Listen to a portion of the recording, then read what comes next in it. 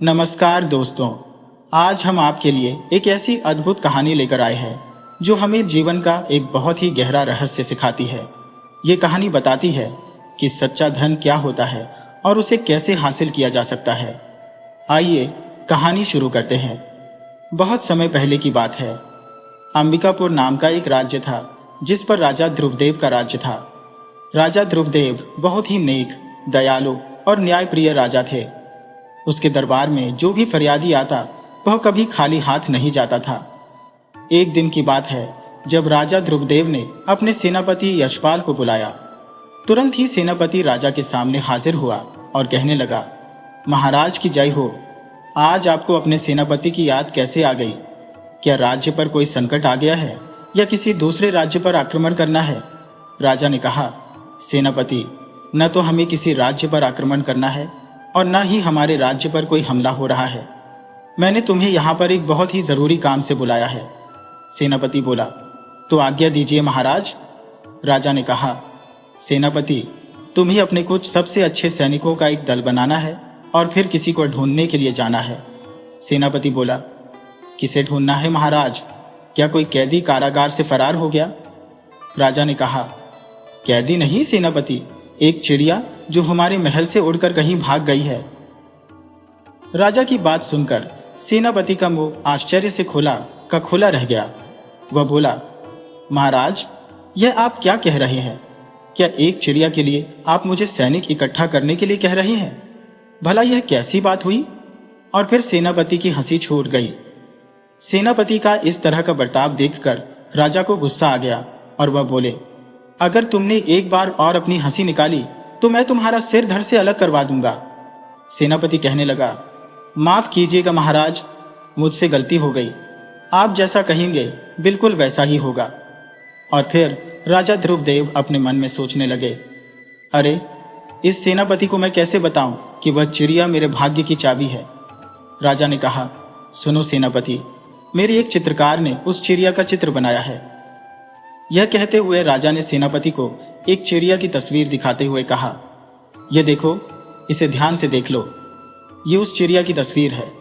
सेनापति कहने लगा, परंतु महाराज, यह चिड़िया तो आसमान में कहीं उड़ रही होगी, तो भला मेरे सैनिक इसे कैसे पकड़ेंगे? सैनिकों को तो ठीक से उछलना भी नहीं आता। राजा बोला, देखो, वह सब मैं नहीं जानता। मैंने तुम्हें जो आदेश दिया है उसका तुरंत पालन किया जाए। वह चिड़िया मुझे हर हाल में मेरे महल में वापस चाहिए, वरना एक एक की खाल खिंचवा दूंगा। जो भी हो, जैसे भी हो, उस चिड़िया को ढूंढकर लेकर आओ। दूसरी तरफ उस राज्य के एक छोटे से गांव में किशन नाम का एक आदमी रहता था जो लकड़ियां काटकर अपना गुजारा करता था। उसकी कमाई बहुत ही कम थी। उसके परिवार में सिर्फ उसकी पत्नी सरोज ही थी। उसकी पत्नी एक बहुत ही नेक दिल और दयालु औरत थी। वह रोज अपने घर के चबूतरे पर पक्षियों के खाने के लिए कुछ चावल के दाने बिखेर दिया करती थी। ये उसका रोज का नियम था। चाहे उनके पास भोजन की कमी पड़ जाए, लेकिन सरोज ने कभी भी इस नियम को नहीं तोड़ा। उस दिन किशन नाम का वह लकड़हारा जंगल से लकड़ियां काटकर अपने गांव की तरफ आ रहा था और मन ही मन में वो बड़बड़ा रहा था कि अब मैं क्या करूं? गांव में आजकल मेरी लकड़ियां कोई नहीं खरीदता। धीरे धीरे मैं गरीब होता जा रहा हूं। तभी वहां पर एक आदमी आया और किशन से कहने लगा, सुनो भाई, मुझे कुछ लकड़ियां चाहिए। जरा दिखाओ तो सही, कैसी लकड़ियां हैं तुम्हारे पास? किशन उस आदमी को लकड़ियां दिखाने लगा। लकड़ियों की हालत देखकर वह आदमी कहने लगा, अरे भाई, ये सब तुम क्या बेच रहे हो? ये लकड़ियां तो देखने में ही इतनी कमजोर है। मैं तो क्या, इन्हें कोई और भी नहीं खरीदेगा। इस तरह से कहकर वह आदमी वहां से चला गया। उस आदमी के वहां से चले जाने के बाद किशन उदास हो गया। वह सोचने लगा, बड़ी मुश्किल से एक ग्राहक आया था और उसे भी लकड़ियां पसंद नहीं आई। इसके बाद किशन अपनी लकड़ियों को बेचने के लिए काफी कोशिश करता है, लेकिन इसके बावजूद भी उसकी एक भी लकड़ी नहीं बिकी। वह देर शाम तक बाजार में ही अपनी लकड़ियों को लेकर बैठा रहा, लेकिन कोई भी ग्राहक नहीं आया। अगर कोई ग्राहक आता भी तो वह उसकी लकड़ियों में कुछ न कुछ नुक्स बताकर वहां से चला जाता। रात होने तक जब लकड़ियां नहीं बिकी तो किशन ने उन लकड़ियों के गट्ठर को उठाया और अपने घर की तरफ वापस चल दिया। उसके घर पहुंचते ही किशन की पत्नी सरोज कहने लगी, अरे आ गए आप, कैसा रहा आपका आज का दिन? किशन बोला, भाग्यवान, आज का दिन तो बहुत ही बेकार रहा। आज तो एक भी लकड़ी नहीं बिकी। पता नहीं किसकी नजर लग गई है मेरे काम को। अगर ऐसे ही चलता रहा तो 2 वक्त की रोटी कमाना भी बहुत मुश्किल हो जाएगा। किशन की पत्नी कहने लगी, पता नहीं भगवान क्या चाहते हैं, इतने दिनों से यह सब कुछ हो रहा है। अगर ऐसे ही चलता रहा तो पैसा कहां से आएगा और हम क्या खाएंगे? किशन बोला, देखो भाग्यवान, मैं कोशिश तो कर रहा हूं, इसके अलावा मैं और कर भी क्या सकता हूं? तब किशन की पत्नी उसे तसल्ली देते हुए कहने लगी, चिंता मत कीजिए, ऊपर वाला हमारे साथ है। देखना, बहुत ही जल्द हमारे दुख दूर हो जाएंगे। अगली सुबह किशन फिर से उठा, नहा धोकर तैयार हुआ। उसने अपनी कुल्हाड़ी उठाई और जंगल में लकड़ियां काटने के लिए पहुंच गया। उसे उम्मीद थी कि आज वह चुन चुनकर अच्छी अच्छी लकड़ियां काटेगा, जिससे कि उसकी लकड़ियां बाजार में हाथों हाथ बिक जाएंगी। उसने जंगल में पहुंचकर एक अच्छा सा पेड़ देखा और उसकी लकड़ी काटने के लिए अपनी कुल्हाड़ी चलाने लगा। जब वह लकड़ियां काट रहा था कि तभी एक चिड़िया उसके आसपास आकर उड़ने लगी। वह कभी किशन के सिर पर मंडराती, कभी उसके दाएं बाएं से गुजरती। चिड़िया की इस हरकत से किशन को काम करने में काफी दिक्कत हो रही थी और वह झुंझलाकर कहने लगा, अरे ये चिड़िया कहां से आ गई? वह चिड़िया को डांटते हुए कहने लगा, चल भाग यहां से, मुझे लकड़ियां काटने में बहुत ही दिक्कत हो रही है, चली जा यहां से। किशन ने उस चिड़िया को भगाने की बहुत ही कोशिश की, लेकिन वह चिड़िया वहां से नहीं भागी। जैसे तैसे किशन ने कुछ लकड़ियां काटकर उनका गट्ठर बनाया और अपने सिर पर रखकर गांव की तरफ चल दिया। उसे पूरी उम्मीद थी कि आज उसे कुछ न कुछ कमाई अवश्य हो जाएगी। इधर वह चिड़िया भी उसके पीछे पीछे ही आ रही थी। चिड़िया को अपने पीछे आता हुआ देखकर किशन कहने लगा, अरे यह चिड़िया कब से मेरे पीछे उड़ रही है? इतना बड़ा गांव है और इसे सिर्फ मेरे ही सिर पर मंडराना है। कुछ देर के बाद वह चिड़िया किशन के आसपास दिखाई नहीं दे रही थी। किशन को लगा कि वह चिड़िया अब शायद चली गई है। वह सोचने लगा, चलो आफत से पीछा छूटा। परंतु असल बात तो यह थी कि वह चिड़िया किशन के सिर पर जो लकड़ियों का गट्ठर रखा हुआ था उस पर बैठ गई थी। थोड़ी ही देर के बाद सामने से एक आदमी आता हुआ दिखाई दिया जो लकड़ियों का ग्राहक था। उसने कुछ लकड़ियां किशन से खरीदी। किशन सोचने लगा, चलो अच्छा हुआ, आज बहुत दिनों के बाद कोई ग्राहक तो मिला। आज जब मैं पैसे लेकर घर जाऊंगा तो सरोज बहुत ही खुश हो जाएगी। थोड़ी देर के बाद एक आदमी और वहां पर आया और कहने लगा, अरे भाई लकड़हारे, तुम्हारी लकड़ियां मजबूत तो है ना? जी हुजूर, एकदम मजबूत है। बताइए कितनी दे दो? ग्राहक बोला, ऐसा करो सबकी सब दे दो। मेरे घर में बहुत से मेहमान आने वाले हैं, तो खाना बनाने के लिए मुझे बहुत सी लकड़ियों की आवश्यकता है। किशन ने उस आदमी को अच्छी कीमत पर सारी लकड़ियां बेच दी। तब किशन ने देखा कि वह चिड़िया अभी तक वहीं पर बैठी हुई थी। किशन उस चिड़िया को भगाते हुए कहने लगा, भाग जा यहां से। वह आदमी किशन से बोला, अरे अरे, इसे क्यों भगा रहे हो? देखो ना कितनी प्यारी चिड़िया है। उसकी बात सुनकर किशन बोला, ठीक है जी, नहीं भगाता मैं इस चिड़िया को। और फिर किशन ने उस आदमी से पैसे लिए और अपने घर की तरफ चल दिया। वह चिड़िया भी किशन के पीछे पीछे ही आ रही थी। चलते चलते किशन सोच रहा था, आज तो बहुत सारे पैसे मिल गए, आज का दिन सच में बहुत ही अच्छा रहा। जब किशन अपने घर पर पहुंचा तो उसकी पत्नी सरोज ने कहा, अरे आ गए आप, आपका चेहरा तो काफी खिला खिला सा दिखाई दे रहा है।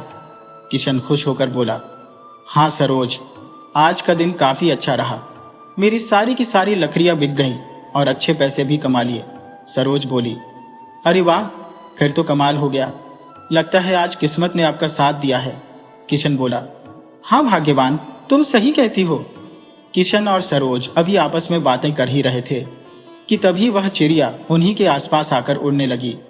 सरोज बोली, अरे मैं कब से देख रही हूं, यह चिड़िया क्यों हमारे आसपास घूमे जा रही है? तब किशन बोला, हाँ सरोज, मैं भी दिन भर से इसे देख रहा हूं, ये चिड़िया मेरे आसपास ही घूम रही है। किशन की पत्नी सरोज कुछ सोच में पड़ गई और तभी किशन बोला, क्या हुआ भाग्यवान, तुम किस सोच में डूब गई? सरोज बोली, जरा सोचिए जी, देखिए आप रोज लकड़ियां बेचने के लिए निकलते हैं, लेकिन एक भी लकड़ी नहीं बिक पाती। परंतु आज तो यह चिड़िया आपको मिल गई, तो आपकी सारी की सारी लकड़ियां एक साथ बिक गईं और हमारे पास पैसे भी आ गए। इसका मतलब यह है कि यह चिड़िया हमारे लिए भाग्यशाली है। सरोज की बात सुनकर किशन हैरानी से बोला, अच्छा, अगर ऐसी बात है तो हमें इस चिड़िया को अपने आसपास ही रखना चाहिए। सरोज बोली, हाँ, आप बिल्कुल ठीक कहते हैं। और फिर सरोज घर के अंदर से चावलों का एक डिब्बा लेकर आई और उसमें से कुछ चावल निकालकर अपने घर के चबूतरे पर डाल देती है। वह चिड़िया चबूतरे पर आकर चावल चुगने लगी। ठीक उसी समय किशन के घर पर एक आदमी आया। उसे देखकर किशन बोला, अरे राजेश भैया, इतने दिनों बाद कैसे आना हुआ? वह आदमी कहने लगा, किशन भाई, मैं तुम्हारे पैसे लौटाने के लिए आया हूं जो मैंने 1 साल पहले तुमसे उधार लिए थे। माफ करना किशन, मुझे पैसे वापस करने में काफी देर हो गई। ये लो अपने पैसे, अब मैं चलता हूं। और तब सरोज कहने लगी, देखिए जी, अब तो मुझे पूरा यकीन हो गया है कि यह चिड़िया सच में हमारे भाग्य की चाबी है। देखा आपने, मैंने तो पहले ही कहा था कि यह चिड़िया हमारे लिए भाग्यशाली है। जो आदमी 1 साल से आपके पैसे नहीं लौटा रहा था, उसने आज आपके पैसे लौटा दिए। ये चमत्कार तो इस चिड़िया के भाग्य से ही हुआ है। किशन और सरोज उस चिड़िया को अपने घर में पालने लगते हैं। दूसरी तरफ सेनापति यशपाल अपने साथ 10 सैनिकों का एक दल बनाता है और उन्हें चिड़िया की तस्वीर दिखाते हुए कहने लगा, सब लोग इस चिड़िया को ध्यान से देख लो, इसे हर जगह तलाश करो। ऐसी चिड़िया जहां भी दिखे उसे पकड़कर पिंजरे में बंद करो और मेरे पास लेकर आओ। अब ध्यान से इस तस्वीर को देख लो और यह पिंजरा अपने साथ रख लो। सेनापति ने हर सैनिक को एक एक पिंजरा दे दिया और फिर सभी सैनिक चिड़िया को ढूंढने के लिए निकल पड़े। इसी तरह से एक सैनिक चिड़िया को ढूंढता ढूंढता किशन के घर के पास पहुंच गया। उसने दूर से देखा कि सरोज आंगन में बैठी हुई चबूतरे पर चिड़िया को दाना डाल रही थी। सैनिक सोचने लगा, अरे, ये तो वही चिड़िया है जिसकी तस्वीर सेनापति जी ने दिखाई थी। वह सैनिक सरोज के पास आया और कहने लगा, सुनिए, मुझे महाराज के सेनापति ने यहां पर भेजा है। मैं इस चिड़िया को ले जाने के लिए आया हूं। सैनिक की बात सुनकर सरोज कुछ परेशान सी हो गई और अपने पति किशन को आवाज लगाते हुए कहने लगी, अरे देखिए जी, ये कोई सैनिक है और ये कहता है कि यह हमारी इस चिड़िया को ले जाने के लिए आया है। ये सुनकर किशन दौड़ता हुआ घर के आंगन में आया और बोला, नहीं, ये कैसे हो सकता है? मैं इस चिड़िया को किसी को भी नहीं दूंगा। तुम अभी के अभी यहां से चले जाओ। जो तुम्हें करना है वह कर लो। मैं इस चिड़िया को तुम्हें नहीं दूंगा। तब वह सैनिक किशन को धमकाते हुए बोला, देखो, हमारे सेनापति ने इस चिड़िया को पकड़ के लाने का आदेश दिया है। तुम चिड़िया को दे दो, वरना तुम्हारे लिए अच्छा नहीं होगा। सैनिक की इस धमकी का किशन पर कोई असर नहीं हुआ। वह सैनिक को ललकारता हुआ बोला, तुम्हें जो भी करना है कर लो, मैं यह चिड़िया तुम्हें नहीं देने वाला। इतना कहकर किशन ने पास में रखी हुई अपनी लाठी को उठा लिया और उस सैनिक के सामने डटकर खड़ा हो गया। सैनिक सोचने लगा, अरे, यह आदमी तो अपनी जिद पर अड़ गया है। मैं तो बिना सेनापति के आदेश के इस पर हमला भी नहीं कर सकता, परंतु यह मुझ पर हमला कर देगा। इसलिए मेरे लिए अभी यहां से निकलना ही ठीक रहेगा। यह सोचकर सैनिक चुपचाप वहां से लौट गया। उसने किशन से झगड़ा मोल लेना ठीक नहीं समझा। इधर सेनापति यशपाल एक पेड़ के नीचे बैठा हुआ अपने आप से कह रहा था, हे भगवान, मेरी भी क्या खराब किस्मत है। मैं एक राज्य का सेनापति होकर भी जंग लड़ने की बजाय एक चिड़िया को ढूंढता फिर रहा हूं, और यह चिड़िया भी न जाने कहां चली गई। इतने सारे सैनिक लगा दिए मैंने उसे ढूंढने के लिए, पर उस चिड़िया का तो पता ही नहीं, मिलने का नाम ही नहीं ले रही। तभी एक सैनिक जो कि किशन के घर से होकर आया था, वह सेनापति के पास आया और बोला, सेनापति जी, मुझे वह चिड़िया मिल गई है। उसकी बात सुनकर सेनापति का चेहरा खिल गया। वह बोला, क्या सच? कहां पर है वो चिड़िया और तुम उसे पकड़कर क्यों नहीं लाए? सैनिक बोला, सेनापति जी, यहां से थोड़ी दूरी पर एक लकड़हारे का घर है, उसी ने उस चिड़िया को पाला हुआ है। मैं तो वह चिड़िया अपने साथ ले ही आता, लेकिन वह आदमी जिद पर अड़ गया। कहने लगा कि वह इस चिड़िया को किसी को नहीं देगा। सेनापति बोला, अरे, ऐसे कैसे नहीं देगा वह चिड़िया? अभी मैं सैनिकों की एक टुकड़ी लेकर उसके घर जाता हूं। चलो मेरे साथ। और फिर सेनापति ने अपने साथ 8-10 सैनिकों को इकट्ठा किया और किशन के घर जा पहुंचा। किशन ने जब देखा कि उसके घर के बाहर कुछ सैनिक इकट्ठा हो गए हैं, तो वह बाहर निकल कर आया। सेनापति ने उससे पूछा, क्या चिड़िया तुम्हारे पास है? किशन बोला, हाँ, वो चिड़िया मेरे पास है। मैं उस चिड़िया को तुम्हें हरगिज नहीं दूंगा।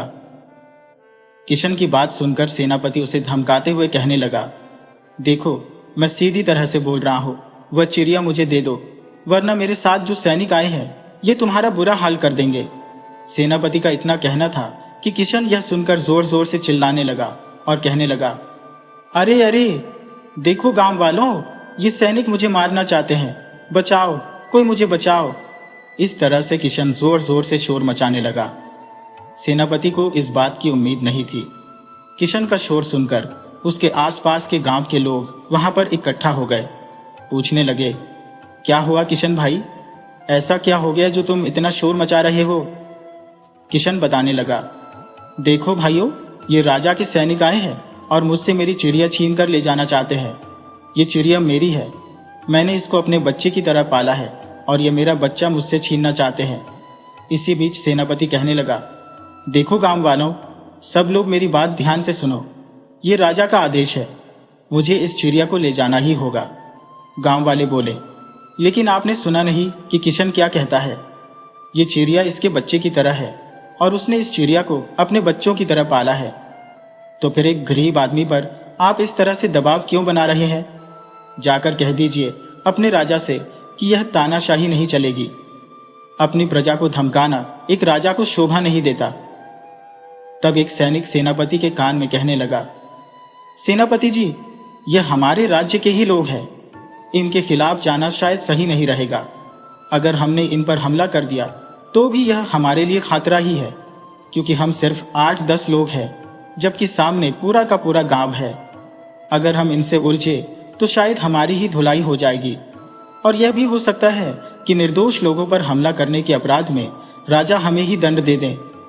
सेनापति को अपने सैनिक की बात बिल्कुल ठीक लगी।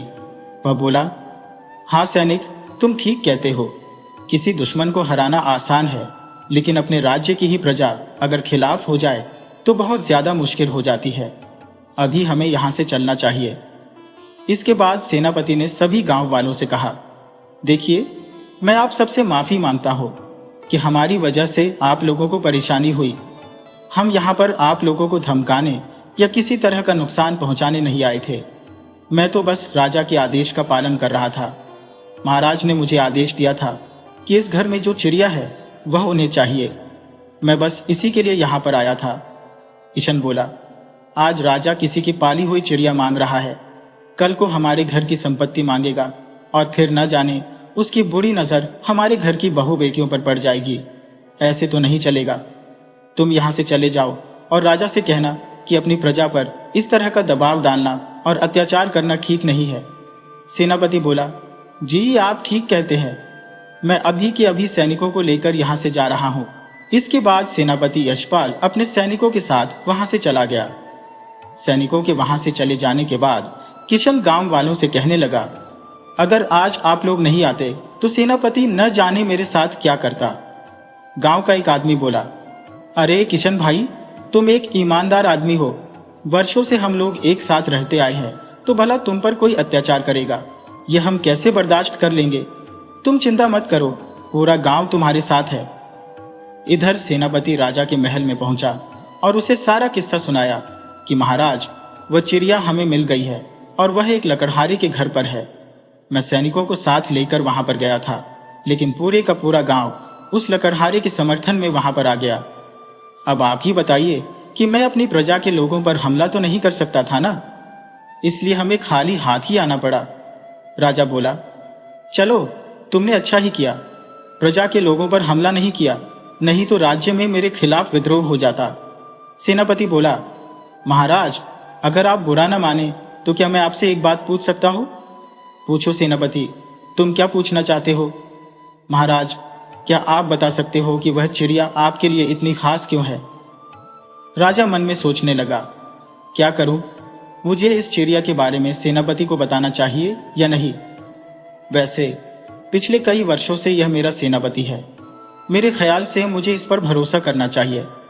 यह सोचकर राजा ने कहा, सेनापति, असल में बात यह है कि 1 साल पहले जब मैं जंगल में शिकार करने के लिए गया था और प्यास लगने के कारण मैं तालाब के पास पानी पीने के लिए रुका कि तभी मैंने वहां पर क्या देखा कि एक साधु महाराज ध्यान में बैठे हुए थे। मुझे अभी भी याद है कि वहां पर कितनी ठंडी हवा चल रही थी, कितना शांत वातावरण था। साधु महाराज ने बिल्कुल सही जगह चुनी थी अपने ध्यान लगाने के लिए। कुछ समय के बाद जब साधु महाराज ने आंखें खोली तो उनके सामने एक मरा हुआ सांप पड़ा था। फिर उन्होंने मुझसे पूछा, राजन, ये मरा हुआ सांप यहाँ पर कैसे आया? तब मैंने उन्हें बताया, साधु महाराज, जब मैं पानी पीने के लिए तालाब के किनारे पर रुका था तो मैंने देखा कि यह सांप आपकी तरफ आ रहा था और आपको डसने ही वाला था कि तभी मैंने अपनी तलवार से इसे मार डाला। साधु महाराज ने प्रसन्न होते हुए कहा, राजन, तुमने मेरा ध्यान भंग होने नहीं दिया। ये जानकर मुझे बहुत ही प्रसन्नता हुई। मांगो, तुम मुझसे क्या मांगना चाहते हो? साधु महाराज, मेरे राज्य के आर्थिक हालात बहुत ही खराब हो चुके हैं। मेरा खजाना खाली हो चुका है।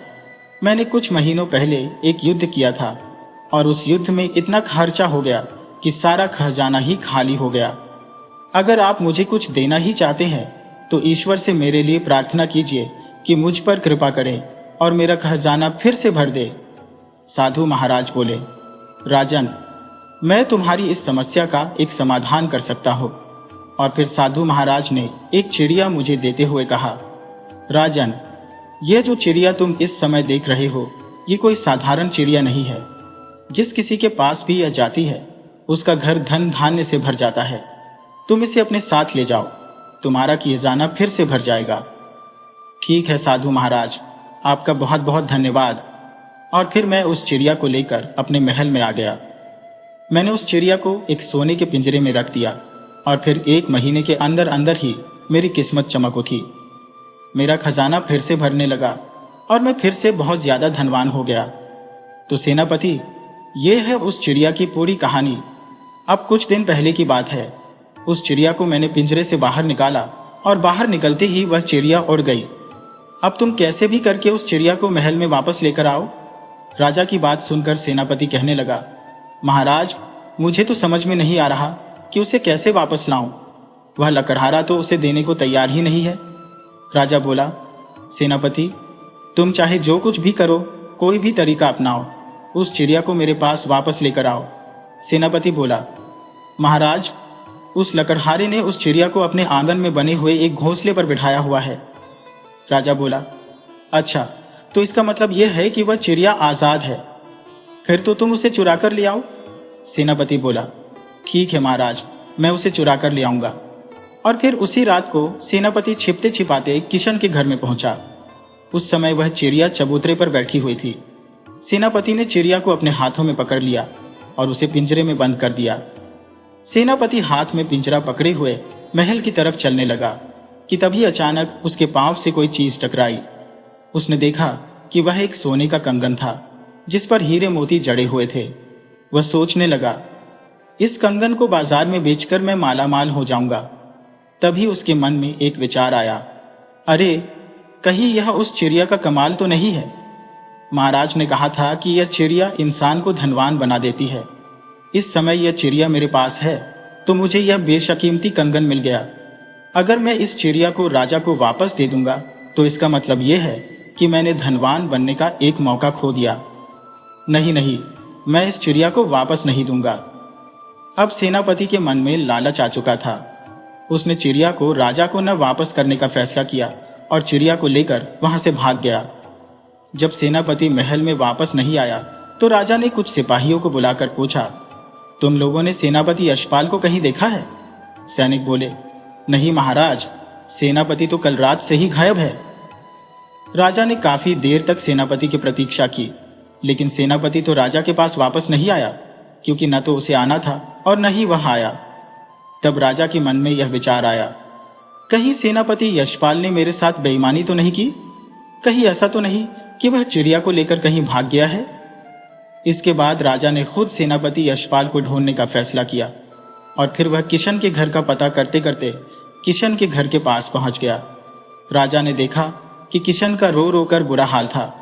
वह कह रहा था, मैंने गलती कर दी जो उस चिड़िया को घोंसले में रख दिया। मुझे उसको खुले में नहीं रखना चाहिए था, घर के अंदर रखना चाहिए था। मेरी प्यारी चिड़िया आज उड़ गई।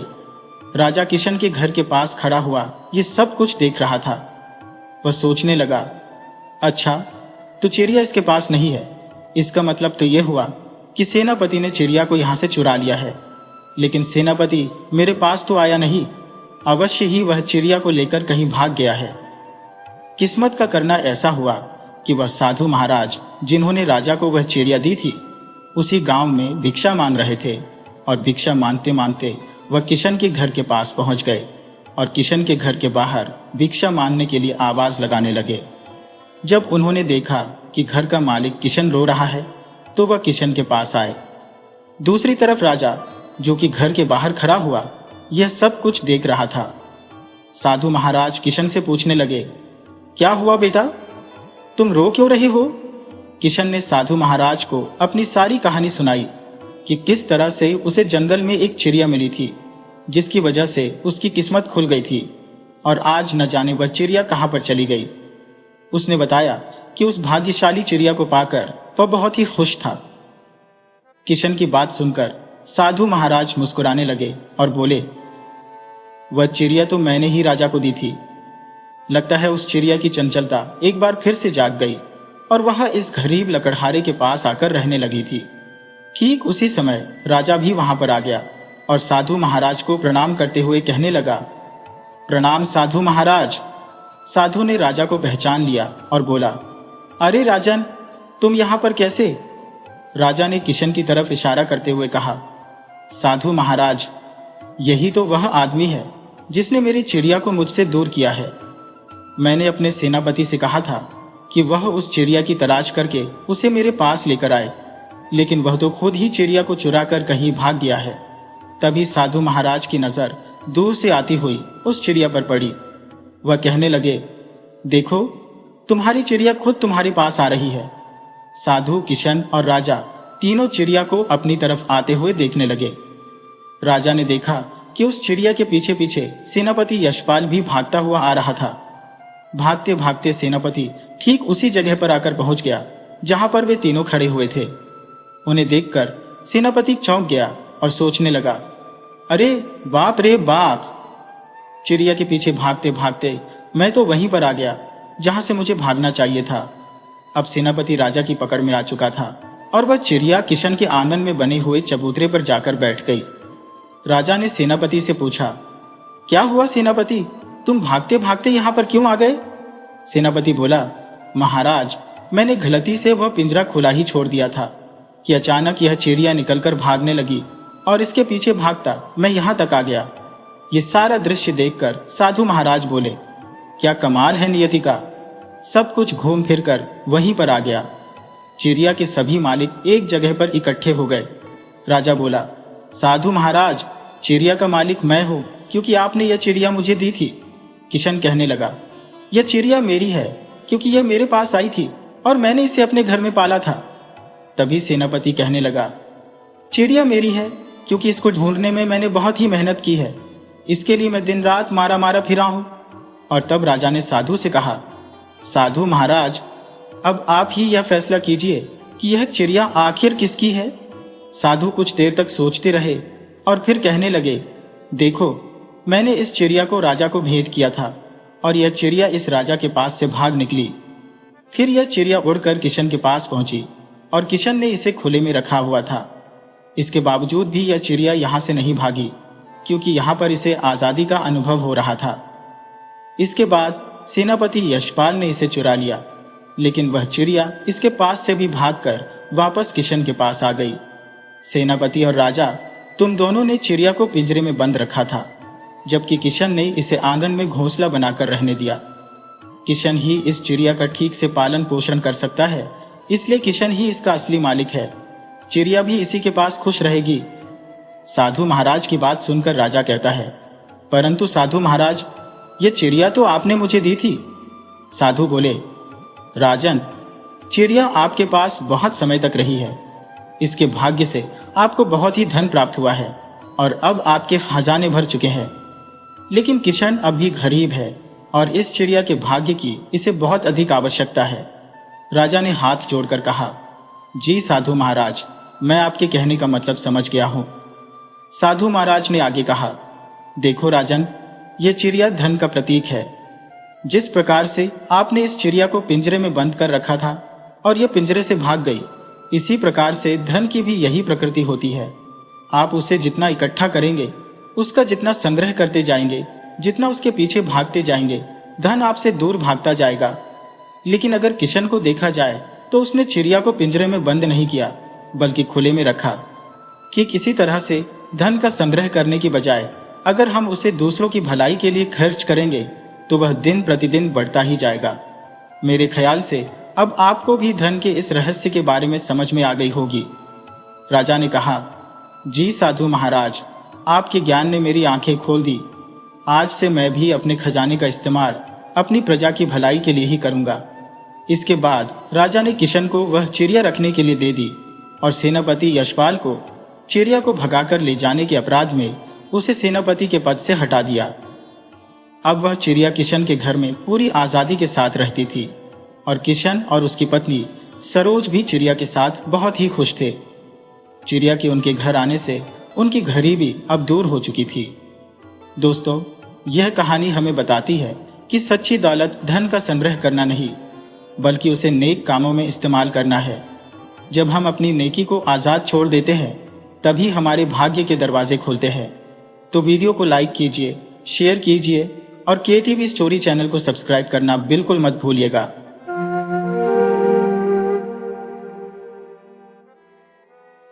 नटराजपुर नाम के एक गांव में मोहन नाम का एक किसान रहता था। उसके परिवार में उसकी पत्नी शालिनी थी। उसके विवाह के 2 साल के अंदर मोहन की पत्नी गर्भवती हुई तो वह बहुत ही खुश था। लेकिन यह खुशी ज्यादा दिनों तक नहीं टिक सकी, क्योंकि बच्चे को जन्म देते समय उसकी पत्नी शालिनी की मौत हो गई। शालिनी ने एक बेटे को जन्म दिया, लेकिन खुद वो इस दुनिया से चली गई। मोहन अपनी पत्नी की मृत्यु से बहुत ही दुखी हुआ। उसके बेटे का नाम रमेश रखा गया। गांव वाले उसे रमू कहकर बुलाते थे, लेकिन मोहन अपने बेटे रमू को बिल्कुल भी पसंद नहीं करता था, क्योंकि उसका मानना था कि उसी की वजह से उसकी पत्नी की मृत्यु हुई है। न तो उसका बेटा इस दुनिया में जन्म लेता और न उसकी पत्नी उसे छोड़कर चली जाती। इसलिए मोहन रमू का भरण पोषण तो कर रहा था, लेकिन उसे एक पिता की तरह प्यार नहीं करता था। रमू जब 2 साल का हो गया तो मोहन के कई रिश्तेदारों ने उसे दूसरी शादी करने के लिए कहा और फिर मोहन ने दूसरी शादी कर ली। अब तो रमू की मुश्किलें और भी बढ़ गई थी, क्योंकि सौतेली माँ भी रमू को बहुत ही नापसंद करती थी। मोहन की दूसरी पत्नी ने भी एक सुंदर बेटे को जन्म दिया। अब तो मोहन और उसकी दूसरी पत्नी अपने नए बच्चे को ही बहुत प्यार करते थे, लेकिन रमू की तरफ से वह बिल्कुल लापरवाह हो चुके थे। रमू की सौतेली माँ न तो उसके खाने पीने का ध्यान रखती और न ही उसे अच्छे कपड़े पहनाती। वह तो अपना सारा प्यार अपने असली बेटे गणेश पर ही लुटा रही थी। बेचारा रमू हमेशा अपने माता पिता के प्यार के लिए तरसता रह गया। धीरे धीरे समय बीता और दोनों लड़के अब जवान हो चुके थे। एक दिन रमू बड़े उदास मन से एक पेड़ के नीचे बैठा हुआ था कि तभी गांव का मुखिया उसके पास आया और बोला, क्या बात है रमू, आज फिर से इस पेड़ के नीचे उदास क्यों बैठे हुए हो? क्या घर वालों से कोई झगड़ा हो गया?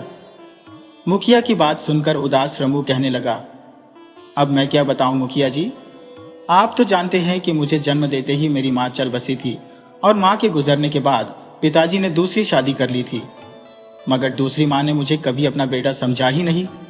मुखिया बोला, हाँ जानता हूँ रमू, तुम्हारे पिता की जो दूसरी संतान है, तुम्हारे पिता उसे हद से ज्यादा प्यार करते हैं। रमू बोला, मुखिया जी, कभी कभी तो मेरा मन करता है कि मैं गांव छोड़कर कहीं दूर चला जाऊं।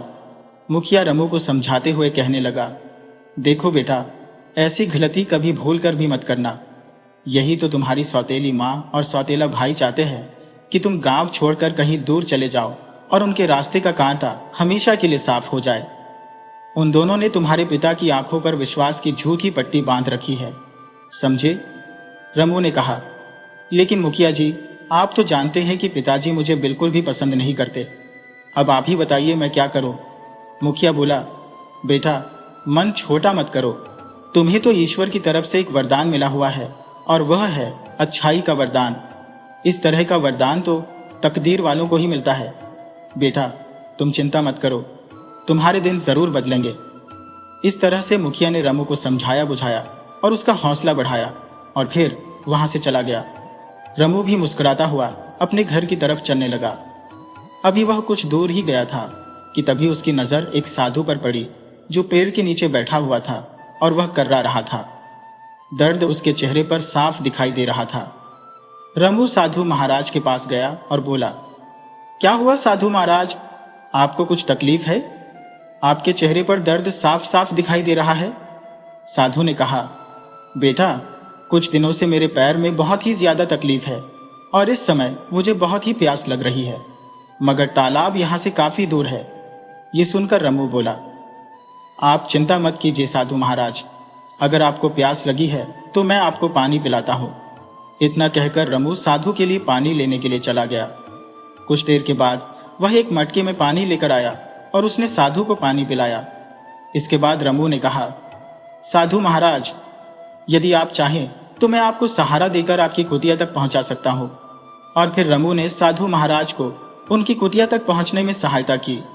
वहां पहुंचकर साधु महाराज ने कहा, बेटा, मैं पिछले कई घंटों से उस पेड़ के नीचे बैठा हुआ था, मगर किसी ने मेरी तकलीफ को नहीं देखा।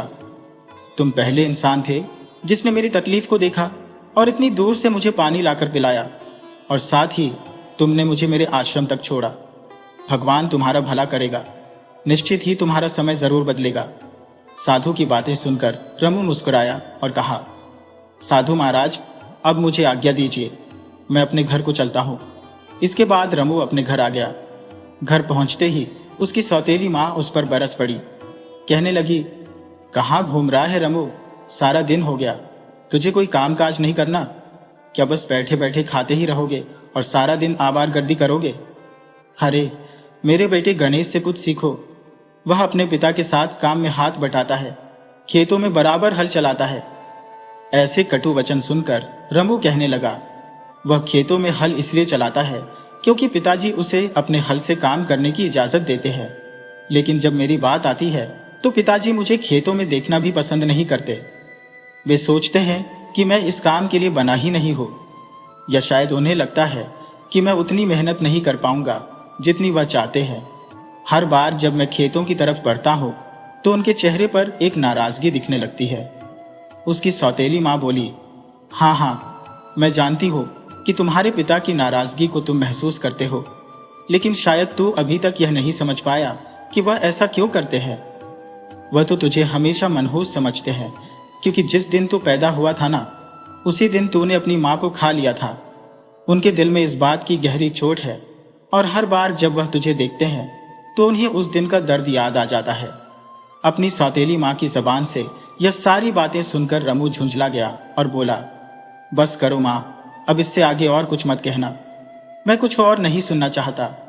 उसकी सौतेली मां झिड़कती हुई बोली, खबरदार, जो तूने मुझे मां कहा, मैं कोई तेरी मां नहीं हूं, मैं तो सिर्फ गणेश की मां हूं। अब तो रमू को भी गुस्सा आ गया था। वह बोला, ठीक है, मैं जा रहा हूं, आज तो मैं पिताजी से इस बारे में बात करके ही रहूंगा।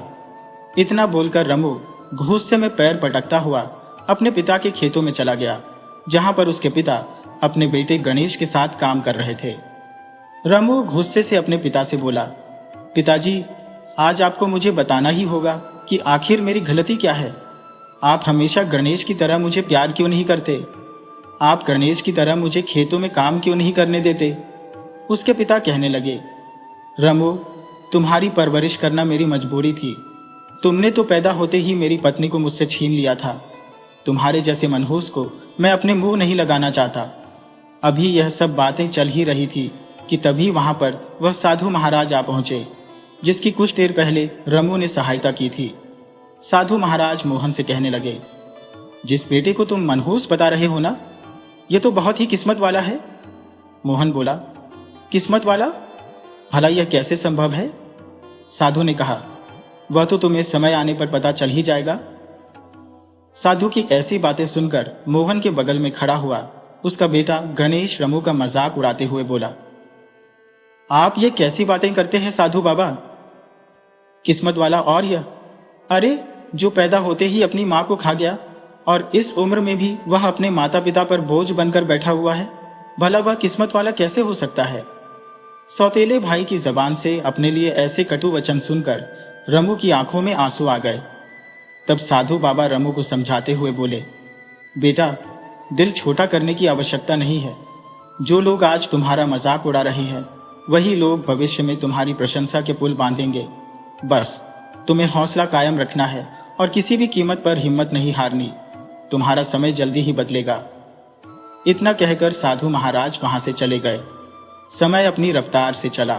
कुछ दिनों के बाद एक सैनिक नटराजपुर के गांव में आकर सभी गांव वालों को इकट्ठा करके बोला, महाराज धीरेंद्र ने अपनी बेटी का स्वयंवर रचा है और उस स्वयंवर में कोई राजा महाराजा या राजकुमार नहीं बल्कि आम प्रजा के नागरिक हिस्सा लेंगे।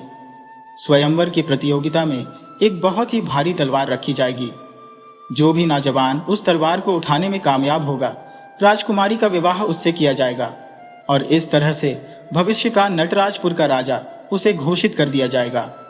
इतना कहकर सैनिक वहां से चला गया। सारे गांव में खुशी की लहर दौड़ गई। मोहन की दूसरी पत्नी यानी रमू की सौतेली मां कमला अपने बेटे गणेश से कहने लगी, बेटा, तुम अपने पिता के साथ खेतों में हल चलाते हो और कड़ी धूप में पसीना बहाकर अनाज उगाते हो।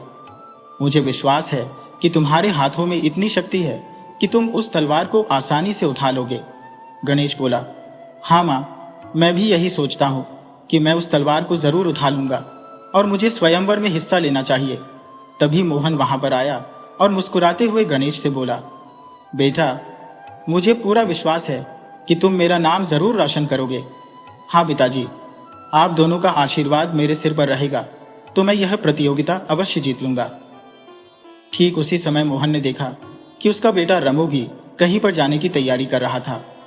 वह अपने बेटे रमू से बोला, तुम इस समय कहां जाने की तैयारी कर रहे हो रमू? रमू बोला, पिताजी, मैं भी स्वयंवर में हिस्सा लेने के लिए जा रहा हूं। मुझे भी स्वयंवर में हिस्सा लेने का पूरा अधिकार है। मोहन ने कहा, तुम स्वयंवर में हिस्सा नहीं लोगे? लेकिन पिताजी, क्यों? तब रमू की सौतेली मां बोली, क्योंकि मैं नहीं चाहती कि तुम स्वयंवर में हिस्सा लो। यह मेरा आदेश है। रमू बोला, अगर आप एक मां की तरह मुझे आदेश देती और मुझे अपना बेटा मानती तो मैं भगवान की कसम खा के कहता हूं कि मैं आपके आदेश को कभी नहीं ठुकराता। तब रमू के पिता कहने लगे, तुम अपनी मां का आदेश मानो या न मानो, लेकिन कम से कम मेरा आदेश तो तुम मान ही सकते हो। मैं चाहता हूं कि मेरा बेटा गणेश ही उस स्वयंवर में हिस्सा ले और वही राजकुमारी का पति बने। तब रमू निराश होकर कहने लगा, ठीक है पिताजी, मैंने आज तक आपकी कोई बात नहीं टाली। अगर आपकी यही मंशा है तो मैं स्वयंवर में हिस्सा नहीं लूंगा। इतना कहकर रमू उदास मन से घर से बाहर निकल गया, जबकि उसका सौतेला भाई गणेश तैयार होकर सीधे राजमहल में जा पहुंचा। राजमहल के अंदर नटराजपुर राज्य के कुछ और भी वीर नौजवान खड़े थे। सच में वहां पर कोई राजा, राजकुमार या महाराजा नहीं था, बल्कि सभी साधारण से नौजवान थे। राजा धीरेंद्र अपने सिंहासन पर बैठा हुआ था और उन सभी नौजवानों की तरफ देखकर वह बोला, मुझे विश्वास नहीं होता कि मेरे राज्य में इतने वीर और साहसी नौजवान हैं जो मेरी बेटी से विवाह करना चाहते हैं। लेकिन क्या तुम सब जानते हो कि मैंने तुम्हें यहां पर क्यों बुलाया है? राजा की बात सुनकर सभी नौजवान राजा की ओर सवालिया नजरों से देखने लगे। तब राजा ने कहा, तुम सबको यहां पर स्वयंवर में हिस्सा लेने के लिए नहीं बुलाया गया और न ही यहां पर कोई स्वयंवर हो रहा है, बल्कि मैं तो यह देखना चाहता था कि मेरे राज्य में कितने ऐसे नागरिक हैं जो मेरी राजगद्दी हासिल करना चाहते हैं। इसीलिए मैंने इस स्वयंवर का नाटक रचा। इतना कहकर राजा धीरेंद्र ने अपने सैनिकों को आदेश दिया, देखते क्या हो सैनिकों, इन सारे युवकों को बंदी बनाकर कारागार में डाल दिया जाए। कुछ दिनों के बाद इन सभी को फांसी पर लटका दिया जाएगा। यह सुनकर गणेश और वहां पर खड़े बाकी नौजवान बुरी तरह से डर गए। सैनिकों ने उन सबको बंदी बनाकर कारागार में डाल दिया। कुछ ही देर के बाद यह खबर पूरे राज्य में जंगल की आग की तरह फैल गई। रमू की सौतेली मां कमला जो कि कुछ देर पहले बहुत ही खुश हो रही थी, वह अब फूट फूट कर रो रही थी। अपने पति मोहन से बोली, हाय रे, मेरी फूटी किस्मत जो मैंने अपने बेटे को स्वयंवर में जाने के लिए कहा। मुझे क्या पता था कि उस दुष्ट पापी राजा के दिमाग में क्या चल रहा है। अब मैं क्या करूं? हे भगवान, मेरे बेटे को कोई तो उस महल से वापस लेकर आओ। अपनी पत्नी को इस तरह से परेशान होता देखकर मोहन कहने लगा, भाग्यवान, हम कुछ नहीं कर सकते। हमारी और तुम्हारी इतनी हैसियत नहीं कि हम राजा से इस बारे में बात भी कर सकें। लगता है हमारा बेटा इस मुसीबत से कभी बाहर नहीं आ सकता। अपने माता पिता को इस तरह से दुखी देखकर रमू अपने पिता से बोला, पिताजी, आप दिल छोटा मत कीजिए। अन्याय के सामने झुकना सबसे बड़ा पाप होता है। महाराज को इस बात का कोई अधिकार नहीं कि वह इस तरह से प्रजा के साथ अन्याय करें। गणेश को सही सलामत लेकर आना मेरा फर्ज है।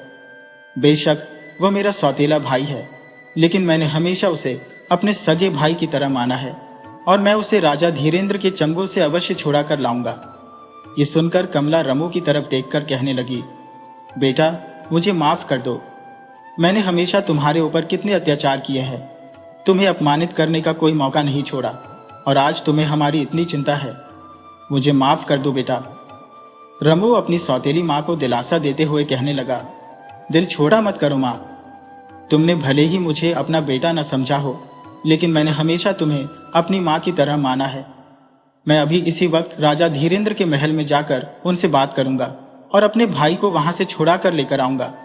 इतना कहकर रमू सीधा राजा धीरेंद्र के दरबार में पहुंचा और महाराज से कहने लगा, महाराज, यह तो सरासर अन्याय है। आपने जिस प्रकार से झूठ का सहारा लेकर अपनी प्रजा के साथ छल और कपट किया है, वह एक राजा को शोभा नहीं देता। एक राजा के रूप में आपके कंधों पर प्रजा की भलाई और न्याय की रक्षा करने की जिम्मेदारी है, लेकिन आपने तो बिल्कुल उल्टा काम किया है। आपको कोई अधिकार नहीं कि आप झूठ बोलकर प्रजा के साथ इस तरह का अत्याचार कर सकें। रमू की इस तरह की बातें सुनकर राजा ने कहा, वह सभी नौजवान मेरी राजगद्दी के लालच में या फिर मेरी बेटी के साथ विवाह करने की इच्छा से यहाँ पर आए थे, परंतु तुम ऐसे पहले आदमी हो जो किसी लालच की वजह से यहाँ पर नहीं आए, बल्कि उन सब की जान बचाने के इरादे से यहाँ पर आए हो। इसका मतलब यह है कि तुम्हारे अंदर दूसरों के लिए प्रेम और दया की भावना है। जिनके मन में दूसरों के लिए प्रेम और दया होती है, वही सच्चा इंसान कहलाता है। मुझे तुम्हारे जैसे नौजवान की ही तलाश थी। राजा की यह बात सुनकर रमू चौंक गया और कहने लगा, महाराज, आप कहना क्या चाहते हैं? मुझे कुछ भी समझ में नहीं आया। राजा ने कहा, आओ नौजवान, तुम मेरे साथ चलो, मैं तुम्हें कुछ दिखाना चाहता हूं। और फिर राजा धीरेंद्र रमू को एक कमरे में ले गया, जहां पर एक बहुत ही बदसूरत लड़की बैठी हुई थी। राजा उस लड़की की तरफ देखकर बोला, जानते हो यह लड़की कौन है? नहीं महाराज, मैं नहीं जानता। राजा ने कहा, यह मेरी बेटी राजकुमारी अनुष्का है। यह सुनकर रमू चौंक गया। राजा ने कहा, तुम्हारा चौंकना बिल्कुल ठीक है। तुम यही सोच रहे हो ना कि मेरी बेटी इतनी बदसूरत क्यों है? दरअसल मेरी बेटी हमेशा से इतनी बदसूरत नहीं थी, बल्कि यह इस राज्य की सबसे सुंदर लड़की हुआ करती थी। कुछ समय पहले की बात है, जब मेरी बेटी सैनिकों के साथ जंगल में घूमने के लिए गई थी, तो वहां पर एक तांत्रिक की नजर मेरी बेटी पर पड़ गई। वह मेरी बेटी की सुंदरता का दीवाना हो गया और सीधे मेरे पास आकर मेरी पुत्री का हाथ मारने लगा। तब तांत्रिक की बात सुनकर मैंने उस तांत्रिक को धक्के मारकर अपने राज्य से बाहर फेंकवा दिया। मगर उस तांत्रिक ने अपनी तंत्र शक्ति के जरिए मेरी बेटी को बदसूरत बना दिया। मैंने बहुत से साधु संतों और महात्माओं को बुलाकर अपनी बेटी को दिखाया, परंतु कोई भी मेरी बेटी को दोबारा से सुंदर नहीं बना सका। लेकिन एक महात्मा जी, जो कि त्रिकालदर्शी थे, उन्होंने मुझे बताया था कि तांत्रिक की मौत ही मेरी बेटी को दोबारा से सुंदर बना सकती है। लेकिन समस्या यह है कि उस तांत्रिक को मारना इतना आसान नहीं है। उस तांत्रिक को केवल वही आदमी मार सकता है जिसके मन में दूसरों के लिए प्रेम और दया की भावना हो। मैंने इस झूठे स्वयंवर का नाटक इसीलिए रचा था और सबको इसीलिए बंदी बनाया, और फिर उस आदमी का इंतजार करने लगा जो मेरे किए हुए इस अन्याय को मेरे मुंह पर बोलने की ताकत रखता हो, जिसके दिल में दूसरों के लिए प्रेम और दया की भावना हो। और देखो, तुम आ गए। तुम वही व्यक्ति हो बेटा। केवल तुम ही मेरी सहायता कर सकते हो। रमू ने कहा, अगर ऐसी बात है महाराज, तो फिर मैं उस तांत्रिक को मौत के घाट उतार दूंगा। आप बिल्कुल भी चिंता मत कीजिए, मैं उसको उसके किए की सजा देकर रहूंगा। ये मेरा आपसे वादा है। राजा ने कहा, नौजवान, अगर तुम ऐसा करने में सफल हुए तो मैं भी अपनी बेटी का विवाह तुमसे करवा दूंगा। ये मेरा भी वचन है। रमू ने कहा, महाराज, मैं यह सब कुछ आपकी बेटी से विवाह करने के लिए या फिर आपकी राजगद्दी हासिल करने के लिए नहीं कर रहा हूं, बल्कि मैं तो इसलिए कर रहा हूं क्योंकि वह तांत्रिक इंसानियत का दुश्मन है और उसे मौत की सजा मिलनी चाहिए। आप ये बताइए कि वह तांत्रिक मुझे कहां मिलेगा? राजा ने कहा, महल के दाईं ओर का रास्ता जंगल की तरफ जाता है। वहां से लगभग 7 कोस दूर चलने के बाद वह तांत्रिक उसी जंगल में तुम्हें मिलेगा। रमू उसी समय महल के दाईं तरफ के रास्ते पर जंगल की ओर बढ़ गया। उस जंगल में प्रवेश करने से पहले रास्ते में ही उसे वह साधु महाराज मिल गए जिसकी उसने सहायता की थी। साधु को देखकर रमू कहने लगा, साधु महाराज, मुझे आशीर्वाद दीजिए ताकि मैं उस दुष्ट तांत्रिक को मौत के घाट उतारकर राजकुमारी को ठीक कर सकूं। साधु महाराज ने कहा, रमू, तुम एक बहुत ही नेक काम करने के लिए जा रहे हो, क्योंकि वह तांत्रिक न सिर्फ राजकुमारी का अपराधी है बल्कि उसने कई और घर भी उजाड़े हैं। लेकिन मेरी बात ध्यान से सुनो, उस तांत्रिक को मौत के घाट उतारना उतना भी आसान नहीं है। इस जंगल में उस तांत्रिक के पास पहुंचने से पहले तुम्हें एक सफेद रंग के तोते को तलाश करना होगा। उस तांत्रिक की जान उस सफेद तोते के अंदर कैद है। जैसे ही तुम उस तोते को पकड़ोगे तो अचानक वह तोता पत्थर का बन जाएगा और उस पत्थर के तोते को तांत्रिक के सामने ही तोड़ना होगा। इतना कहकर साधु महाराज वहां से चले गए। रमू उस सफेद तोते की तलाश में जंगल में घूमने लगा। कुछ देर के बाद रमू को वो सफेद तोता एक पेड़ पर बैठा हुआ मिल गया। रमू ने बड़ी ही चालाकी से उस सफेद तोते को पकड़ लिया। अगले ही पल वो सफेद तोता पत्थर का बन गया। रमू वो पत्थर का तोता लेकर सीधे जंगल में उस तांत्रिक को खोजने में लग गया। अब भी कुछ ही देर हुई थी कि रमू की नजर एक पेड़ के नीचे बैठे हुए तांत्रिक पर पड़ी। रमू को देखकर वह तांत्रिक गुस्से में बोला, कौन है तू और यहां पर क्यों आया है? रमू ने कहा, मैं तुम्हें मौत के घाट उतारने के लिए आया हूं। तांत्रिक बोला, मूर्ख नौजवान, मुझे मारना बच्चों का काम नहीं है। रमू ने जवाब देते हुए कहा, लेकिन मेरे लिए यह काम बच्चों से भी ज्यादा आसान है। इतना कहकर रमू ने वह पत्थर का तोता तांत्रिक को दिखाया और बोला, इस तोते को तो तुम जानते हो? तोते को देखकर तांत्रिक की आंखों में डर साफ दिखाई देने लगा। वह सोचने लगा, यह तोता, यह इसे कहां से मिल गया? मुझे कैसे भी करके यह तोता इससे वापस लेना होगा। तांत्रिक बोला, अगर तू इस तोते को मुझे वापस दे दे तो मैं तुझे बदले में इतना धन दूंगा कि तुझे सारी जिंदगी कोई परेशानी नहीं होगी। तू राजा बनकर राज करेगा। रमू ने कहा, इस तोते को तो मैं तुझे किसी भी हालत में नहीं दूंगा। तूने बहुत से पाप किए हैं और आज तेरे पापों का घड़ा भर गया है। और उसके बाद रमू ने तांत्रिक की कोई और बात नहीं सुनी और उस पत्थर के तोते को जमीन पर पटक कर तोड़ दिया। ऐसा करते ही अचानक तांत्रिक के शरीर में आग लग गई और वह जलकर राख हो गया।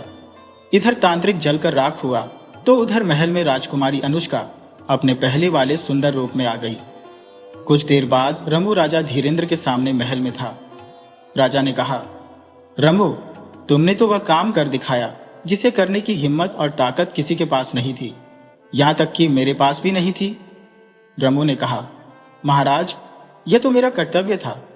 बस मेरी आपसे यह विनती है कि आपने जितने भी युवकों को अपने स्वयंवर में आने के कारण मौत की सजा सुना दी थी, आप उन सबको रिहा कर दीजिए। राजा ने कहा, हाँ हाँ रमू, जैसा कि मैंने वादा किया था, मैं उन सभी युवकों को छोड़ दूंगा, लेकिन सबसे पहले तुम्हें मेरी पुत्री के साथ विवाह करना होगा और तुम ही मेरे उत्तराधिकारी बनोगे। इसके साथ ही राजा के आदेश पर सभी युवकों को कारागार से रिहा कर दिया गया, जिनमें रमू का सौतेला भाई गणेश भी था। कारागार से बाहर आकर गणेश अपने भाई रमू के गले से लग गया और कहने लगा, भैया, मुझे माफ कर दो। मैं आज तक हमेशा आपको गलत समझता रहा और मैंने आपका अपमान किया। रमू ने कहा, अब पुरानी बातों को भूल जाओ मेरे भाई, आज से हम दोनों एक नए जीवन की शुरुआत करेंगे।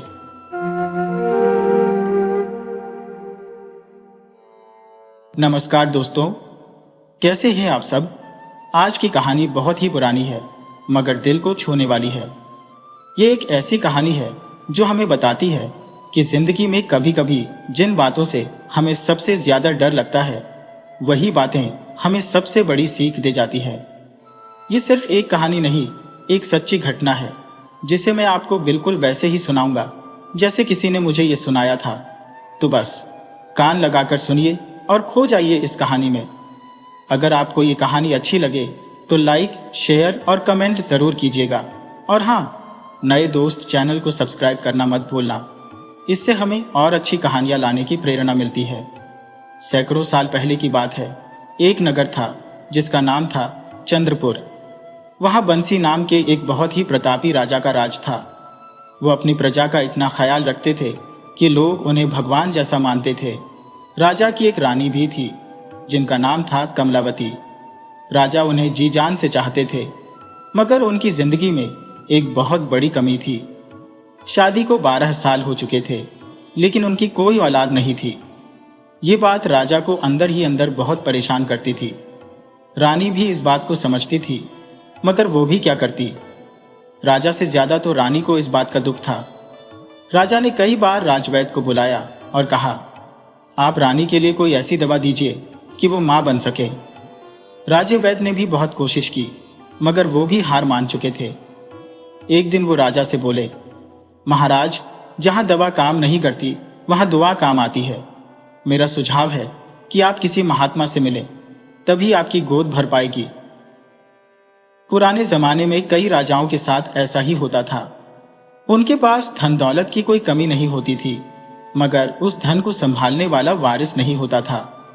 राजा को राजवैद्य की बात अच्छी नहीं लगी। वो बोले, मुझे किसी महात्मा से नहीं मिलना है, ये लोग तो और भी झंझट बढ़ा देंगे।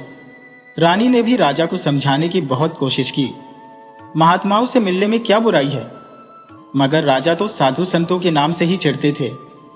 उनकी इस नफरत की वजह महल के कुछ ही लोग जानते थे, बाकी किसी को कुछ पता नहीं था। यह बात करीब 16 साल पुरानी है। राजा की एक बहन थी जिसका नाम चमेली था। वो बचपन से ही साधु संतों की बहुत सेवा करती थी। जो भी संत महल में आते वो उन्हें बिना भोजन कराए जाने नहीं देती थी। वो अपने पिता और भाई दोनों की बहुत लाडली थी। खासकर बंसी के लिए तो वो एक गुरु जैसी थी। बंसी से बड़ी थी वो उम्र में। जब वो जवान हुई तो उनके पिता बिकाऊ ने उनकी शादी की तैयारी शुरू कर दी। वो चाहते थे कि पहले चमेली की शादी हो जाए फिर बंसी की। राजा बिकाऊ एक अच्छे राजकुमार की तलाश में थे कि एक दिन एक जवान सन्यासी महल में आया। चमेली ने हमेशा की तरह उस सन्यासी को अपने कमरे में ठहराया जहां वो खुद रहती थी। महात्मा वहीं पर भोजन करते थे। वो जवान सन्यासी भी राजकुमारी के कमरे में चला गया और घंटों तक बाहर नहीं आया। बंसी को कुछ शक हुआ। वो सोचने लगा कि सन्यासी इतने देर से बहन के कमरे में क्या कर रहा है। जब वो कमरे में गया तो देखा कि न तो सन्यासी वहां था और न ही चमेली। बंसी को बहुत अचरज हुआ। वो ये बात किसी को बता भी नहीं सकता था कि राजकुमारी एक सन्यासी के साथ भाग गई है, मगर सच तो सामने था। बंसी ने धीरे से ये बात राजा को बताई। राजा बिकाऊ ने उसे समझाया, तुम बिना किसी को बताए चुपचाप अकेले ही चमेली का पता लगाओ। मुझे लगता है कि इसमें उसकी कोई गलती नहीं है। उस धोखेबाज सन्यासी ने तंत्र मंत्र से उसे अपने वश में कर लिया होगा। राजा ने बंसी को हुक्म दिया कि उस ढोंगी साधु को मत छोड़ना, चाहे जिंदा हो या मुर्दा, उसे पकड़कर राज दरबार में ले आना। बंसी ने कई दिनों तक दोनों को जंगल में तलाशा। एक दिन उसे एक भील परिवार मिला। उन्होंने बताया, एक नकली साधु एक लड़की को भगाकर लाया था। वो हमारे घर से थोड़ी दूर एक गुफा में रहता था। 2-4 दिन तो वो उस लड़की के साथ रहा, मगर फिर एक दिन उस लड़की की लाश गुफा के पास दिखी और वो सन्यासी गायब था। जब वो आई थी तो उसके शरीर पर बहुत से गहने थे, पर जब वो मृत मिली तो उसके शरीर पर ठीक से कपड़े भी नहीं थे। वो कोई साधु नहीं बल्कि एक लुटेरा था जिसने राजकुमारी की इज्जत के साथ खिलवाड़ किया और फिर उसे मारकर उसके गहने लेकर भाग गया। बंसी उसी जगह गया जहां भील ने बताया था। वहां राजकुमारी के शरीर का सिर्फ कंकाल और कुछ फटे पुराने कपड़े पड़े थे। जानवर उन्हें नहीं खाते थे। बंसी उदास होकर महल लौटा और राजा को ये सब बताया। राजा बिकाऊ सदमे में आ गए। वो अपनी बेटी की दर्दनाक मौत को बर्दाश्त नहीं कर पाए और चल बसे। राजा की मौत का सदमा रानी भी नहीं सह पाई और वो भी चल बसी। एक ही दिन में राजा रानी का इस तरह चले जाना बंसी के लिए बहुत बड़ा झटका था, मगर उसे प्रजा की देखभाल भी करनी थी और उस धोखेबाज साधु को भी ढूंढना था। पिता के बाद बंसी ने राजगद्दी संभाली। उसकी शादी भी नहीं हुई थी तब तक। उसने सबसे पहले उस ढोंगी सन्यासी का पता लगाया।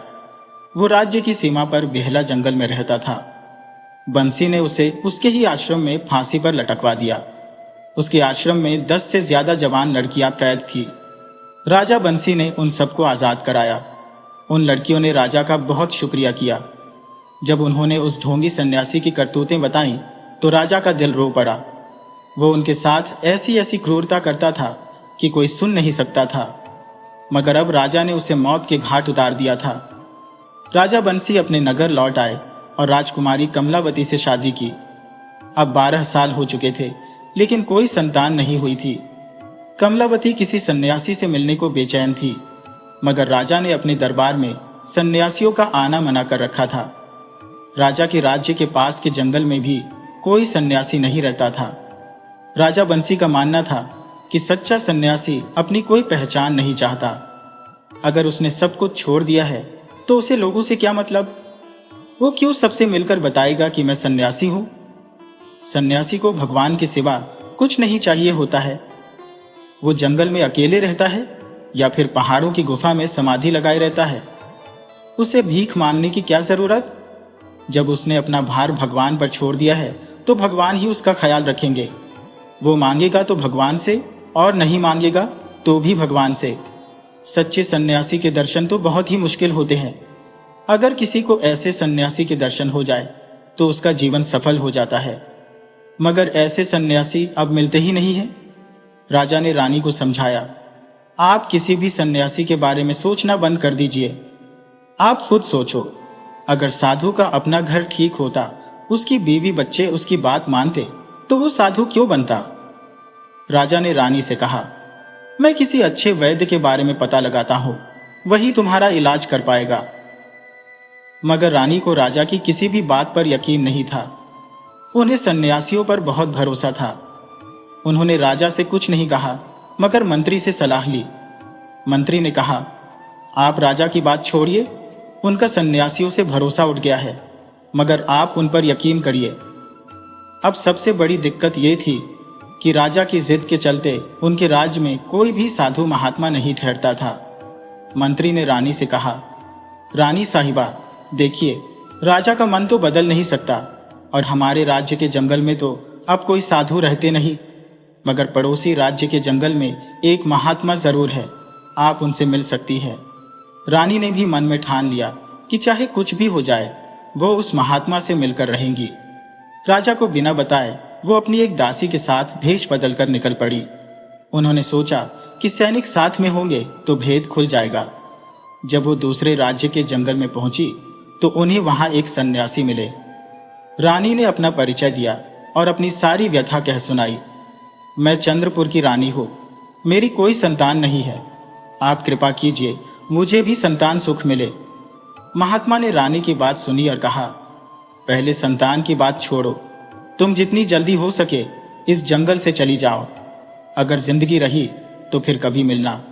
इस समय तो तुम्हारी जान पर बनी है, तुम्हें राजमहल से बाहर निकलना ही नहीं चाहिए था। रानी वहां से जाना नहीं चाहती थी, वो महात्मा के पास ही बैठी रही। यह देखकर महात्मा बहुत गुस्सा हो गए और बोले, जल्दी जाओ यहां से, तुम्हारी जान खतरे में है। रानी अपनी दासी के साथ वहां से चल दी। अभी वो महात्मा के आश्रम से थोड़ी ही दूर गई थी कि अचानक एक पेड़ की मोटी डाली टूटकर उनके ऊपर गिर पड़ी। चोट इतनी भयानक थी कि रानी वहीं पर दम तोड़ गई। दासी किसी तरह बच गई। वो दौड़कर महल में वापस आई और राजा को रानी की मौत की खबर दी। ये सुनकर राजा हैरान रह गए कि रानी महल से इतनी दूर कैसे चली गई। ये सच ही है कि जिसका मरण जहां लिखा होता है वो वहां पहुंच ही जाता है। रानी के चले जाने का गम राजा को बहुत हुआ। उन्होंने अपने माता पिता को खोया था, तब भी वो इतने दुखी नहीं हुए थे। मंत्री सारंगी ने राजा का दुख भांप लिया और तुरंत पड़ोसी राज्य की राजकुमारी चित्रलेखा से उनका विवाह करा दिया। राजा को नई पत्नी मिलने पर कोई ज्यादा खुशी नहीं हुई। मंत्री सारंगी ने उन्हें समझाया, महाराज, उस रानी का मोह छोड़ दीजिए। उनके होने या न होने से कोई फर्क नहीं पड़ता था। ऐसी रानी के साथ क्या रहना था जिसे कभी बच्चा ही नहीं हो सकता था। ये रानी चित्रलेखा तो बहुत भाग्यशाली है। देखना, जल्दी ही आप पर भगवान की कृपा होगी। धीरे धीरे राजा चित्रलेखा से घुल मिल गए और उनसे बहुत प्यार करने लगे। सच में रानी चित्रलेखा बहुत भाग्यशाली साबित हुई। उन्हें एक पुत्र हुआ जिसका नाम मुरली रखा गया। राजा खुशी से झूम उठे। उन्होंने पूरे महल में जश्न मनाया। गरीबों में खूब पैसे, कपड़े और मिठाइयां बांटी गई। इस तरह राजा के दिन सुख चैन से बीतने लगे। वो अपनी प्रजा की देखभाल में लगे रहे। करीब 10 साल बीत गए। राजकुमार मुरली अब 9 साल का हो गया था, मगर मुरली में राजा का एक भी गुण नहीं था। यहां तक कि वो अपनी मां पर भी नहीं गया था। ये बात रानी समझ रही थी कि वो उन दोनों पर नहीं, बल्कि अपने मामा पर गया है। रानी का बड़ा भाई बहुत धूर्त और मक्कार था। वो अपने 3 भाइयों और 2 बहनों में सबसे बड़ा था और उसकी नजर अपने पिता के सिंहासन पर थी। मगर रानी के पिता ने समय रहते ही उसके इरादों को भांप लिया था और उसे राज्य से निकलवा दिया था। मुरली में उसी के सारे अवगुण थे। रानी किसी भी कीमत पर मुरली के अंदर की बुराई को खत्म करना चाहती थी। इसीलिए उन्होंने महल में ही राजकुमार की शिक्षा का इंतजाम करा दिया था। राजकुमार मुरली महल में पढ़ाई तो कर रहा था, मगर उसके अंदर के विकार खत्म नहीं हो रहे थे। एक दिन किसी खास काम से राजा को अपने ससुराल जाना पड़ा। वहां एक बड़ा कार्यक्रम था। रानी 3-4 दिन पहले ही चली गई थी। कार्यक्रम में एक हाथी की पूजा होनी थी। पूजा के समय हाथी अचानक भड़क गया और दौड़ने लगा। वो उसी तरफ भागा जहां राजा बंसी अपनी जान बचाने के लिए छिप गए थे। सब लोग अपनी जान बचाने के लिए भाग रहे थे। हाथी ने राजा बंसी को देख लिया। उसने उन्हें सूर से उठाकर पटक दिया और फिर कुचल डाला। राजा की तुरंत मौत हो गई।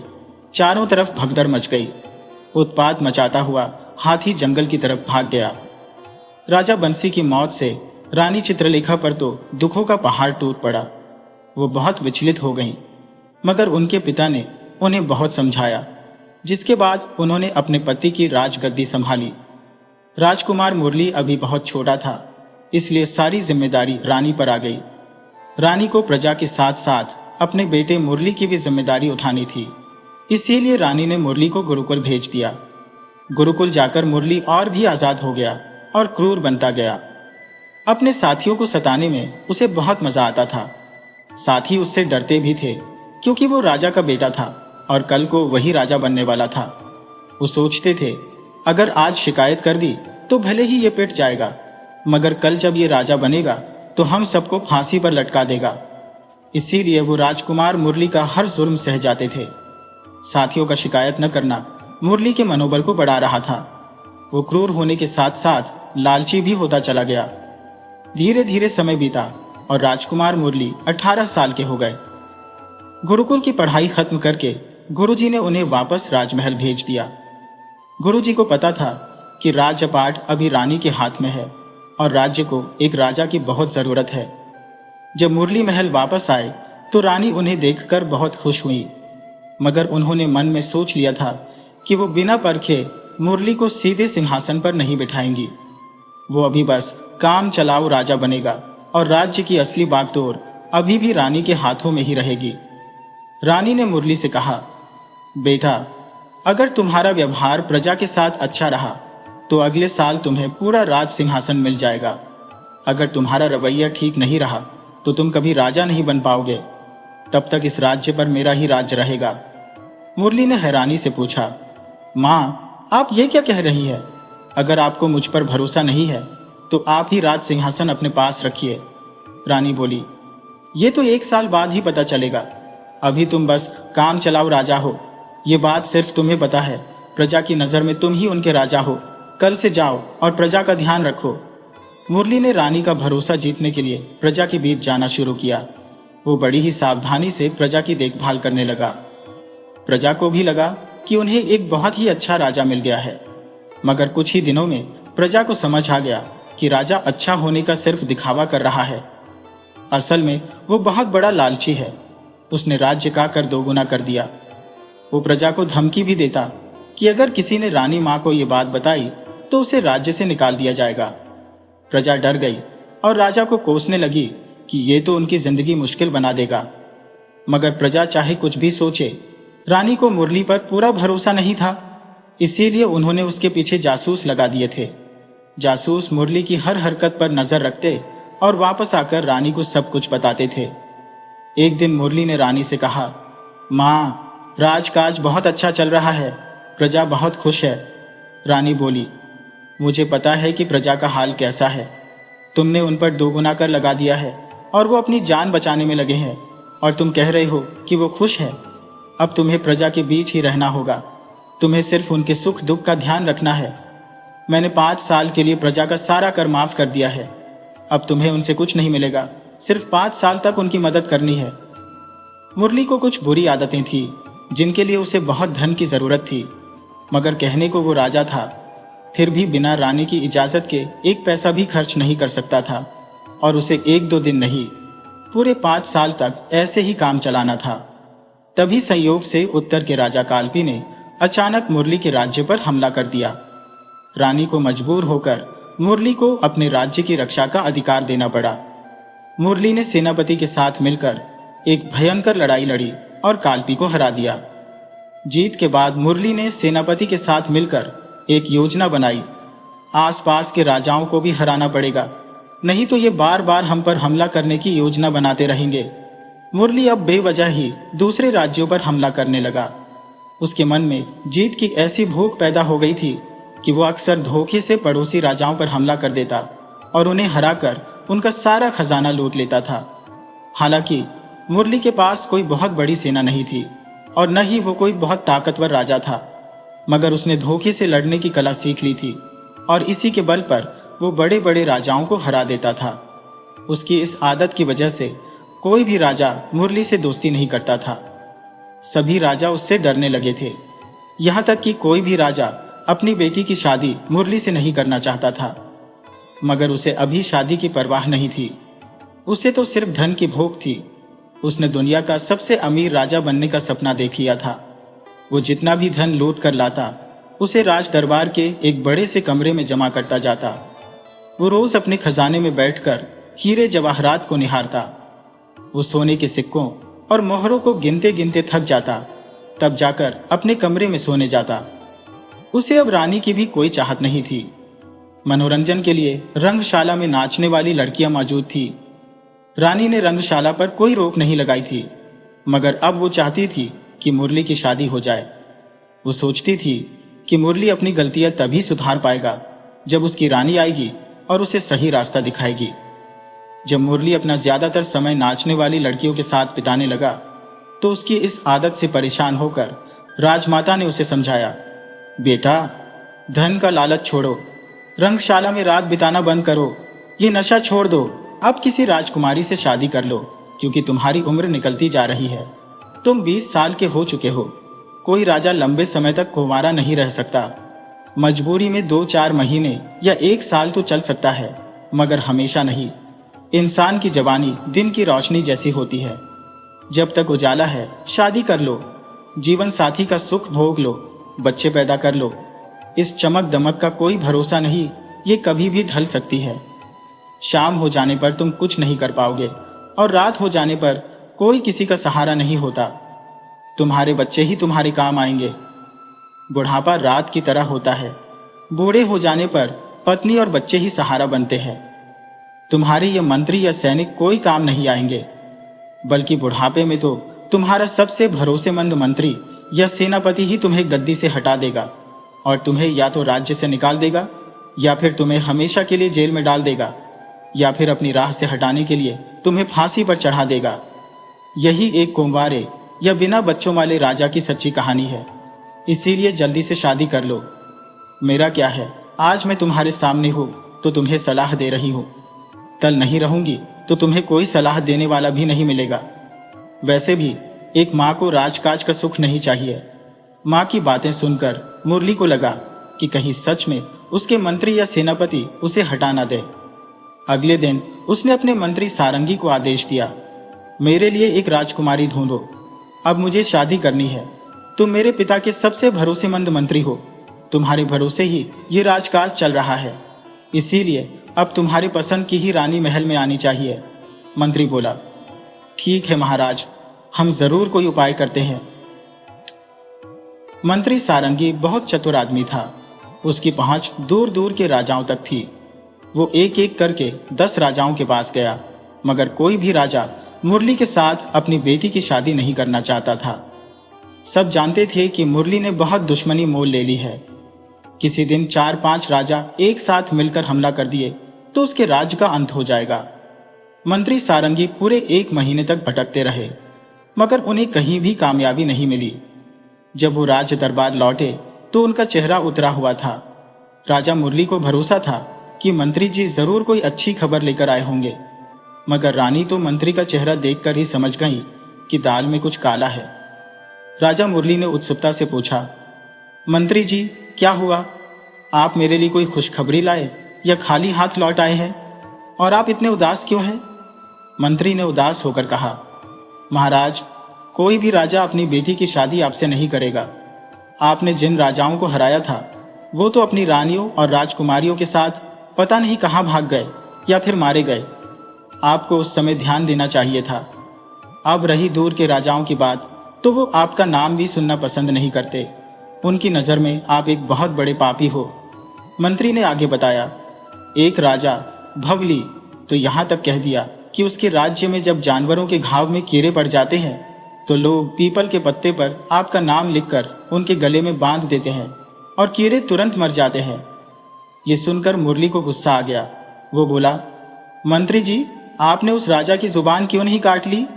सारंगी ने समझाया, राजन, वो सभी राजा बहुत चालाक और ताकतवर हैं। उनका एक ही मकसद है, चाहे जैसे भी हो आपकी जान लेना। वैसे भी दुश्मन राजा की बेटी आपके लिए जहर जैसी होगी। आपको उनसे शादी नहीं करनी चाहिए। राजा मुरली ने गुस्से में कहा, मंत्री जी, आप ये क्या कह रहे हैं? अरे, कितने राजा दूसरे राजाओं की बेटियों को जीत कर ले आते हैं। अगर हमें राजकुमारी प्यार से नहीं मिल रही तो हम किसी राजा पर हमला करके उसे जीत लेंगे। मंत्री सारंगी बोले, राजन, आप उनसे लड़कर भी नहीं जीत सकते, क्योंकि कुल 10 राजाओं ने मिलकर एक बहुत बड़ी सेना बना ली है। अगर कोई भी राजा उनमें से किसी एक पर आंख उठाएगा तो सब मिलकर उस पर हमला कर देंगे, और उस हालात में आप क्या, दुनिया का कोई भी राजा उन्हें हरा नहीं सकता। राजा मुरली ने कहा, क्या बात करते हो मंत्री जी? क्या आप जैसे भरोसेमंद मंत्री के होते हुए मैं कुंवारा रह जाऊंगा? तब सारंगी ने कहा, राजन, इस परिस्थिति में बस एक ही रास्ता बचा है। आप अपनी प्रजा में से ही किसी लड़की से शादी कर लीजिए। राजा ने हैरानी से कहा, मंत्री जी, आप बूढ़े हो गए हैं, इसीलिए पागलों जैसी बात कर रहे हैं। इस राज पर 12 पीढ़ियों से राज चल रहा है। हमारे किसी भी पूर्वज ने किसी आम लड़की से शादी नहीं की। हमेशा राजकुमारियां ही रानी बनी है। मंत्री सारंगी ने समझाया, महाराज, राजकुमारियां भी तो लड़कियां ही होती हैं। एक आम लड़की और एक राजकुमारी में सिर्फ कपड़ों और गहनों का ही फर्क होता है।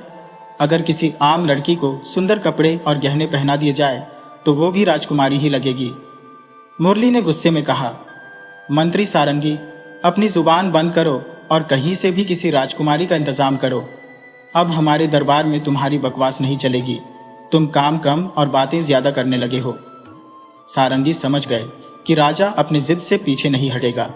उन्होंने सोचा कि कुछ दिनों के लिए उसे बहलाना ही ठीक रहेगा। सारंगी ने कहा, ठीक है महाराज, आप मुझे 6 महीने का समय दीजिए, या हो सकता है इसमें ज्यादा समय लगे, इसीलिए हमें 1 साल का समय दीजिए। राजा बोले, ठीक है, तुम्हें समय दिया जाता है, मगर इस बार अगर बात नहीं बनी तो अपना मनहूस चेहरा लेकर वापस मत आना। मंत्री वहां से चले गए। कई महीने बीत गए। इसी बीच एक दिन नगर के कुछ लोग राज दरबार में आए और राजा से बोले, महाराज, कोई चोर आए दिन हमारे नगर में चोरी कर रहा है।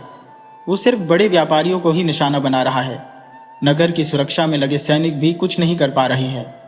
हम सब परेशान होकर आपके पास आए हैं। आपके पिता महाराज बंसी ने हमें दूसरे नगर से लाकर यहाँ बसाया था। अब राजा बंसी के न रहने पर आप ही हमारे माई बाप है। अगर हमें सुरक्षा नहीं मिली तो हम लूट जाएंगे और बर्बाद हो जाएंगे। महाराज, आप हमें बचा लीजिए।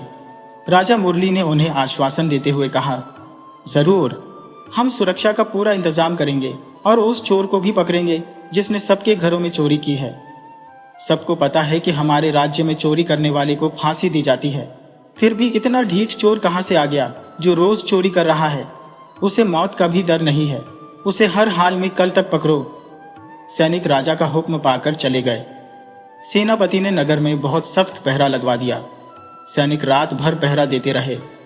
सुबह सबने राहत की सांस ली कि चलो, आज चोरी नहीं हुई। मगर तभी एक बूढ़ा सेठ रोता हुआ राज दरबार में आया और राजा से बोला, महाराज, मैं लुट गया, बर्बाद हो गया। मेरे घर में चोर ने सिर्फ चोरी ही नहीं की बल्कि मुझे मारा पीटा भी, और बोला कि अगर मैंने किसी को बताया तो वो मुझे जान से मार देगा। महाराज, मुझे उस चोर से बहुत डर लग रहा है। मुझे लगता है वो कोई चोर नहीं था। राजा मुरली ने कहा, व्यापारी, शांत हो जाओ और आराम से बताओ, क्या हुआ है तुम्हारे साथ? अगर वो चोर नहीं था तो फिर कौन था? तब उस बूढ़े व्यापारी ने बताया, महाराज, मेरे घर में चोरी नहीं, डकैती हुई है, और वो किसी चोर ने नहीं बल्कि आपके सैनिकों ने की है। चोर कोई और नहीं, आपके सैनिक ही है। यह सुनकर राजा हैरान रह गए। सैनिक और चोरी? मैं ये बिल्कुल बर्दाश्त नहीं कर सकता। रक्षक ही भक्षक कैसे हो सकते हैं? राजा ने सेनापति को आदेश दिया, पता लगाओ कि किस सैनिक की ड्यूटी इस व्यापारी के घर के पास लगी थी। उसे पकड़कर जेल में डाल दो। सेनापति ने पता लगाकर 5 सैनिकों को पकड़वा दिया। पांचों सैनिक सफाई देते रहे कि महाराज, हमने चोरी नहीं की है, हम चोरी क्यों करेंगे? मगर राजा उन सैनिकों पर बहुत गुस्सा थे। राजा मुरली ने उनकी एक न सुनी और उन्हें जेल में डलवा दिया। अगले दिन राज दरबार सजा। राजा सिंहासन पर आकर बैठ गए। तभी 2 बड़े सेठ रोते हुए वहां पहुंचे और राजा से गुहार लगाने लगे, महाराज, हम लूट गए, बर्बाद हो गए। आज तो आपके सेनापति ने ही हमें लूटा है, बहुत मारा पीटा और गालियां दी हैं। ये सुनकर राजा का माथा ठनका। उन्हें शक हुआ कि कहीं ये सेनापति की कोई साजिश तो नहीं है। उन्होंने तुरंत सेनापति को भी जेल में डलवा दिया और खुद सेना की कमान संभाली।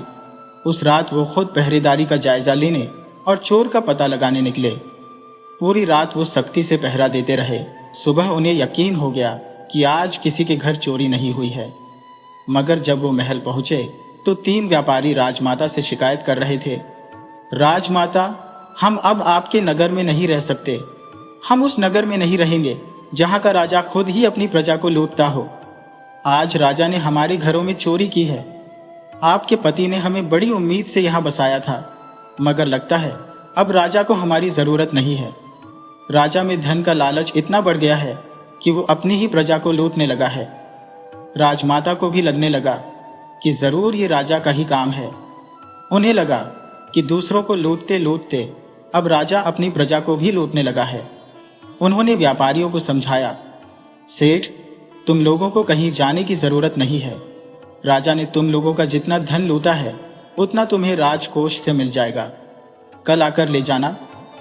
व्यापारी रानी की बात सुनकर लौट गए। तब राजमाता ने राजा को बहुत डांटा, तुम अपनी हद पार कर रहे हो। क्या कोई राजा अपनी प्रजा को लूटता है? राजा अपनी मां को सफाई देते रहे, मगर रानी ने उनकी एक न सुनी और बोली, तुम राज सिंहासन पर बैठने के लायक नहीं हो।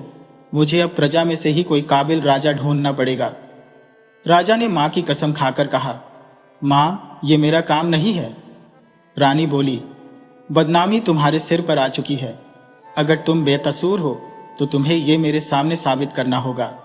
मैं तुम्हें 1 हफ्ते का समय देती हूँ। अगर तुम खुद को बेगुनाह साबित नहीं कर पाए तो मैं तुम्हें भी जेल में डाल दूंगी। तुम मेरे लिए कोई खास नहीं हो। हर चोर की असली जगह जेल ही होती है। राजा बहुत बड़ी मुश्किल में फंस गया।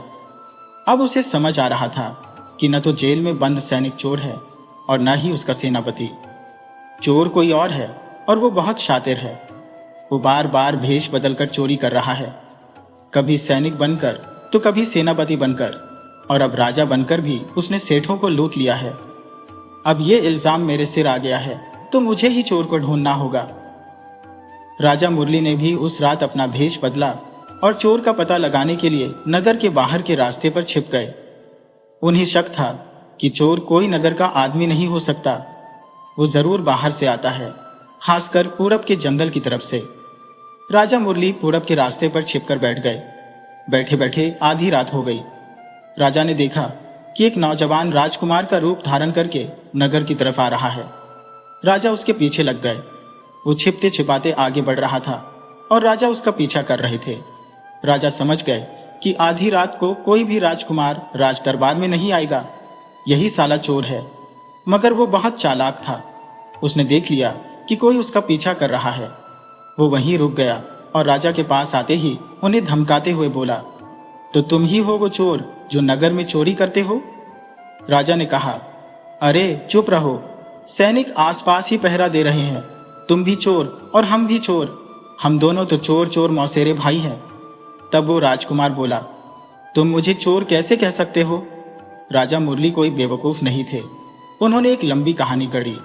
वो बोले, मैं तुम्हें 1 हफ्ते से चोरी करते और वापस जाते हुए देख रहा हूं। मैं तुम्हारी बहादुरी का कायल हूं। मैंने सोचा कि आज तुम्हारे साथ मिलकर चोरी करूं। आज तक तो छोटी मोटी चोरी करता रहा हूं, मगर तुम इजाजत दो तो साथ चलूं और मैं भी बड़ी चोरी करूं। राजकुमार बने चोर ने सोचा, जब ये 1 हफ्ते से हमारी हर हरकत देख रहा है तो इससे कुछ छुपा नहीं है। अगर इसे साथ ले जाने से मना किया तो ये हमारे लिए ही खतरा बन सकता है। ये कभी भी हमें पकड़वा सकता है। तब भेष बदले हुए राजा से वो बोला, भाई जब तुम सब जान ही गए हो तो ठीक है, मेरे साथ ही चलो, मगर जो मैं कहूंगा वही करना। अलग से कोई चालाकी मत दिखाना, वरना तुम तो फंसोगे ही, मुझे भी मुसीबत में डाल दोगे। दोनों बचते बचाते नगर में घुस गए। वो राजकुमार एक सेठ के घर में पिछले दरवाजे से घुस गया। राजा भी उसके साथ थे। राजकुमार बना चोर तलवार की नोक पर पहले सेठ को जगाया। सेठ से ही तिजोरी खुलवाई, सेठ से ही गहने और सिक्के थैले में भरवाए और वो थैला राजा के सिर पर रख दिया और चलने को कहा। राजा थैला लेकर सेठ के घर से बाहर निकल गए। राजकुमार ने सेठ को चुपचाप सोने को कहा और धमकी दी कि अगर सेठ ने शोर मचाया तो वो उसकी आंखों के सामने उसके बच्चों को मार देगा, फिर पत्नी मारी जाएगी और उसके बाद वो खुद मारा जाएगा। सेठ डर के मारे आंख बंद कर सो गया। तब राजकुमार राजा के पीछे पीछे चलने लगा और तलवार की नोक पर उन्हें अपने साथ ले जाने लगा। राजा बोले, देखो तुम बहुत बड़ी बेवकूफी कर रहे हो, तलवार को म्यान में रख लो। तुम्हें पता है राजा के सैनिक चप्पे चप्पे पर पहरा दे रहे हैं। किसी की नजर पड़ गई तो हम बेवजह मारे जाएंगे। मैं पहली बार इतनी बड़ी चोरी करने निकला हूं। अगर मुझे पता होता कि तुम इतने बड़े बेवकूफ हो तो मैं तुम्हारे साथ आता ही नहीं। राजकुमार ने तुरंत अपनी तलवार म्यान में रख ली और बोला, अरे तुम आज से मेरे दोस्त हो, मैं तुम्हारी कोई बात जरूर मानूंगा। राजा को तो बस इसी मौके की तलाश थी। उन्होंने अपनी तलवार निकाली और राजकुमार की गर्दन पर रख दी। राजकुमार बोला, ये क्या दोस्त, ये तो धोखा है। राजा ने मुंह से सीटी बजाई। उनकी सीटी सुनते ही कई सैनिकों ने राजकुमार को घेर लिया और उसे बंदी बना लिया। तब राजा ने राजकुमार को बताया, मैं इस राज्य का राजा मुरली हूं। तुम कई महीनों से हमारी प्रजा को लूट रहे थे। तुम्हारी वजह से मैं बड़ी मुश्किल में फंस गया था। मेरे हाथ से राजकाज चला गया था। तुम्हारी वजह से हमारा सेनापति और कई सैनिक जेल में बंद है, मगर आज तुम्हें फांसी देकर मैं ये सारा झगड़ा ही खत्म कर दूंगा। राजा उस राजकुमार बने चोर को पकड़कर राज दरबार ले गए और रानी से बोले, मां, असली चोर पकड़ लिया गया है जो अलग अलग भेष बदलकर चोरी करता था। मैंने उसे खुद पकड़ा है और उसे आज दरबार की कार्यवाही शुरू होते ही फांसी पर चढ़ा दिया जाएगा। अब प्रजा चैन की नींद सो पाएगी और नगर के व्यापारी कहीं नहीं जाएंगे। राज दरबार में कार्यवाही शुरू हुई। राजकुमार बना चोर अपनी सफाई में कुछ कहना चाहता था, मगर राजा ने उसकी एक न सुनी और जल्लादों से कहा, इसे तुरंत फांसी पर चढ़ा दो। तब आखिरी बार चोर ने राजा से कहा, महाराज, मरने से पहले हर मुजरिम की आखिरी इच्छा पूरी की जाती है। आप भी मेरी एक इच्छा पूरी कर दीजिए।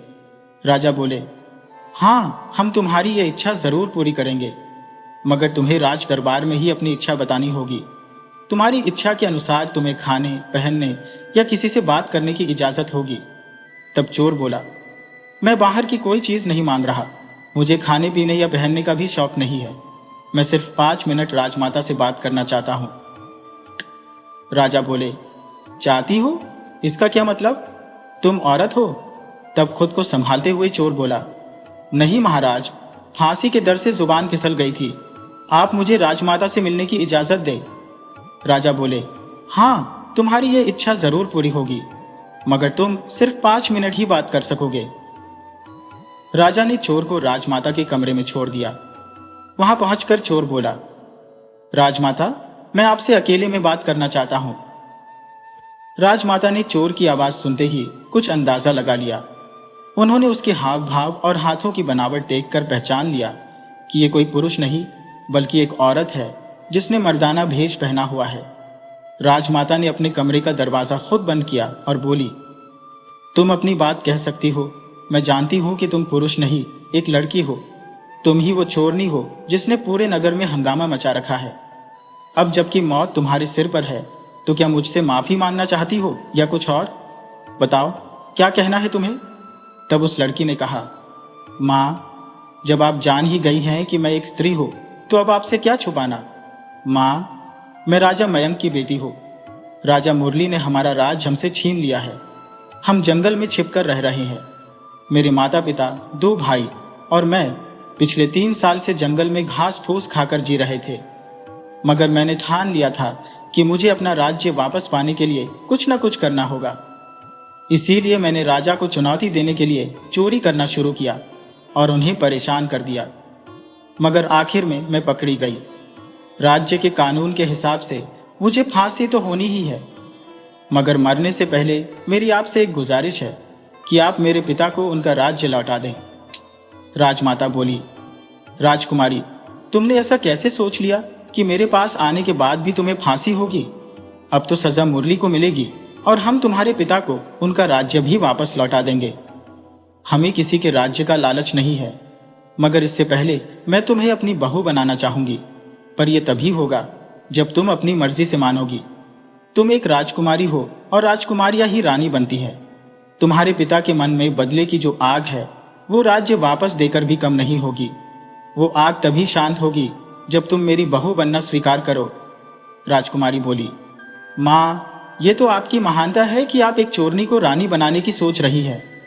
उधर राजा मुरली को देर हो रही थी, तो वो खुद देखने चले आए।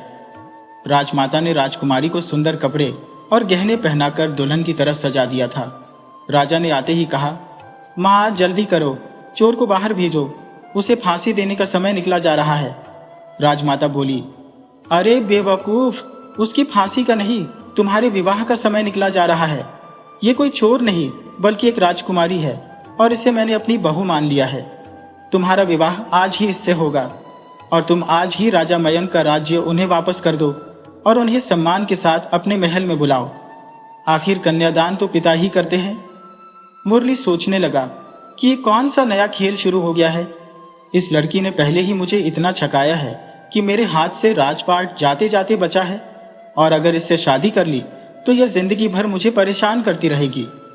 राजा ने राजमाता से कहा, माँ, मुझे इस चालाक लड़की से शादी नहीं करनी।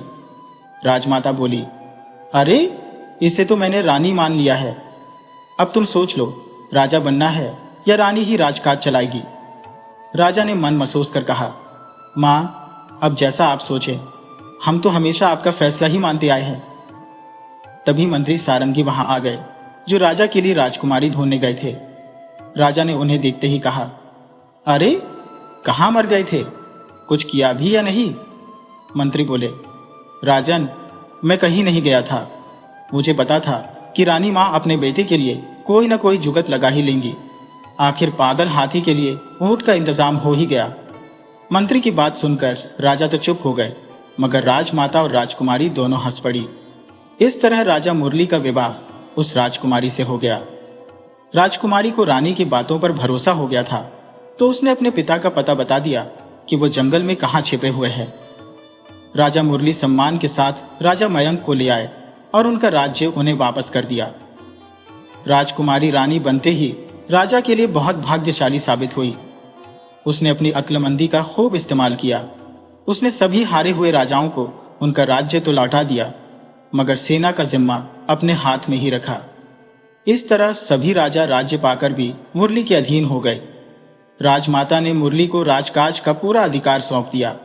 इस तरह राजा और रानी खुशी खुशी रहने लगे। अगर आपको हमारी कहानी अच्छी लगी हो तो हमारे चैनल को सब्सक्राइब करें, लाइक करें और कमेंट बॉक्स में राधे राधे जरूर लिखें।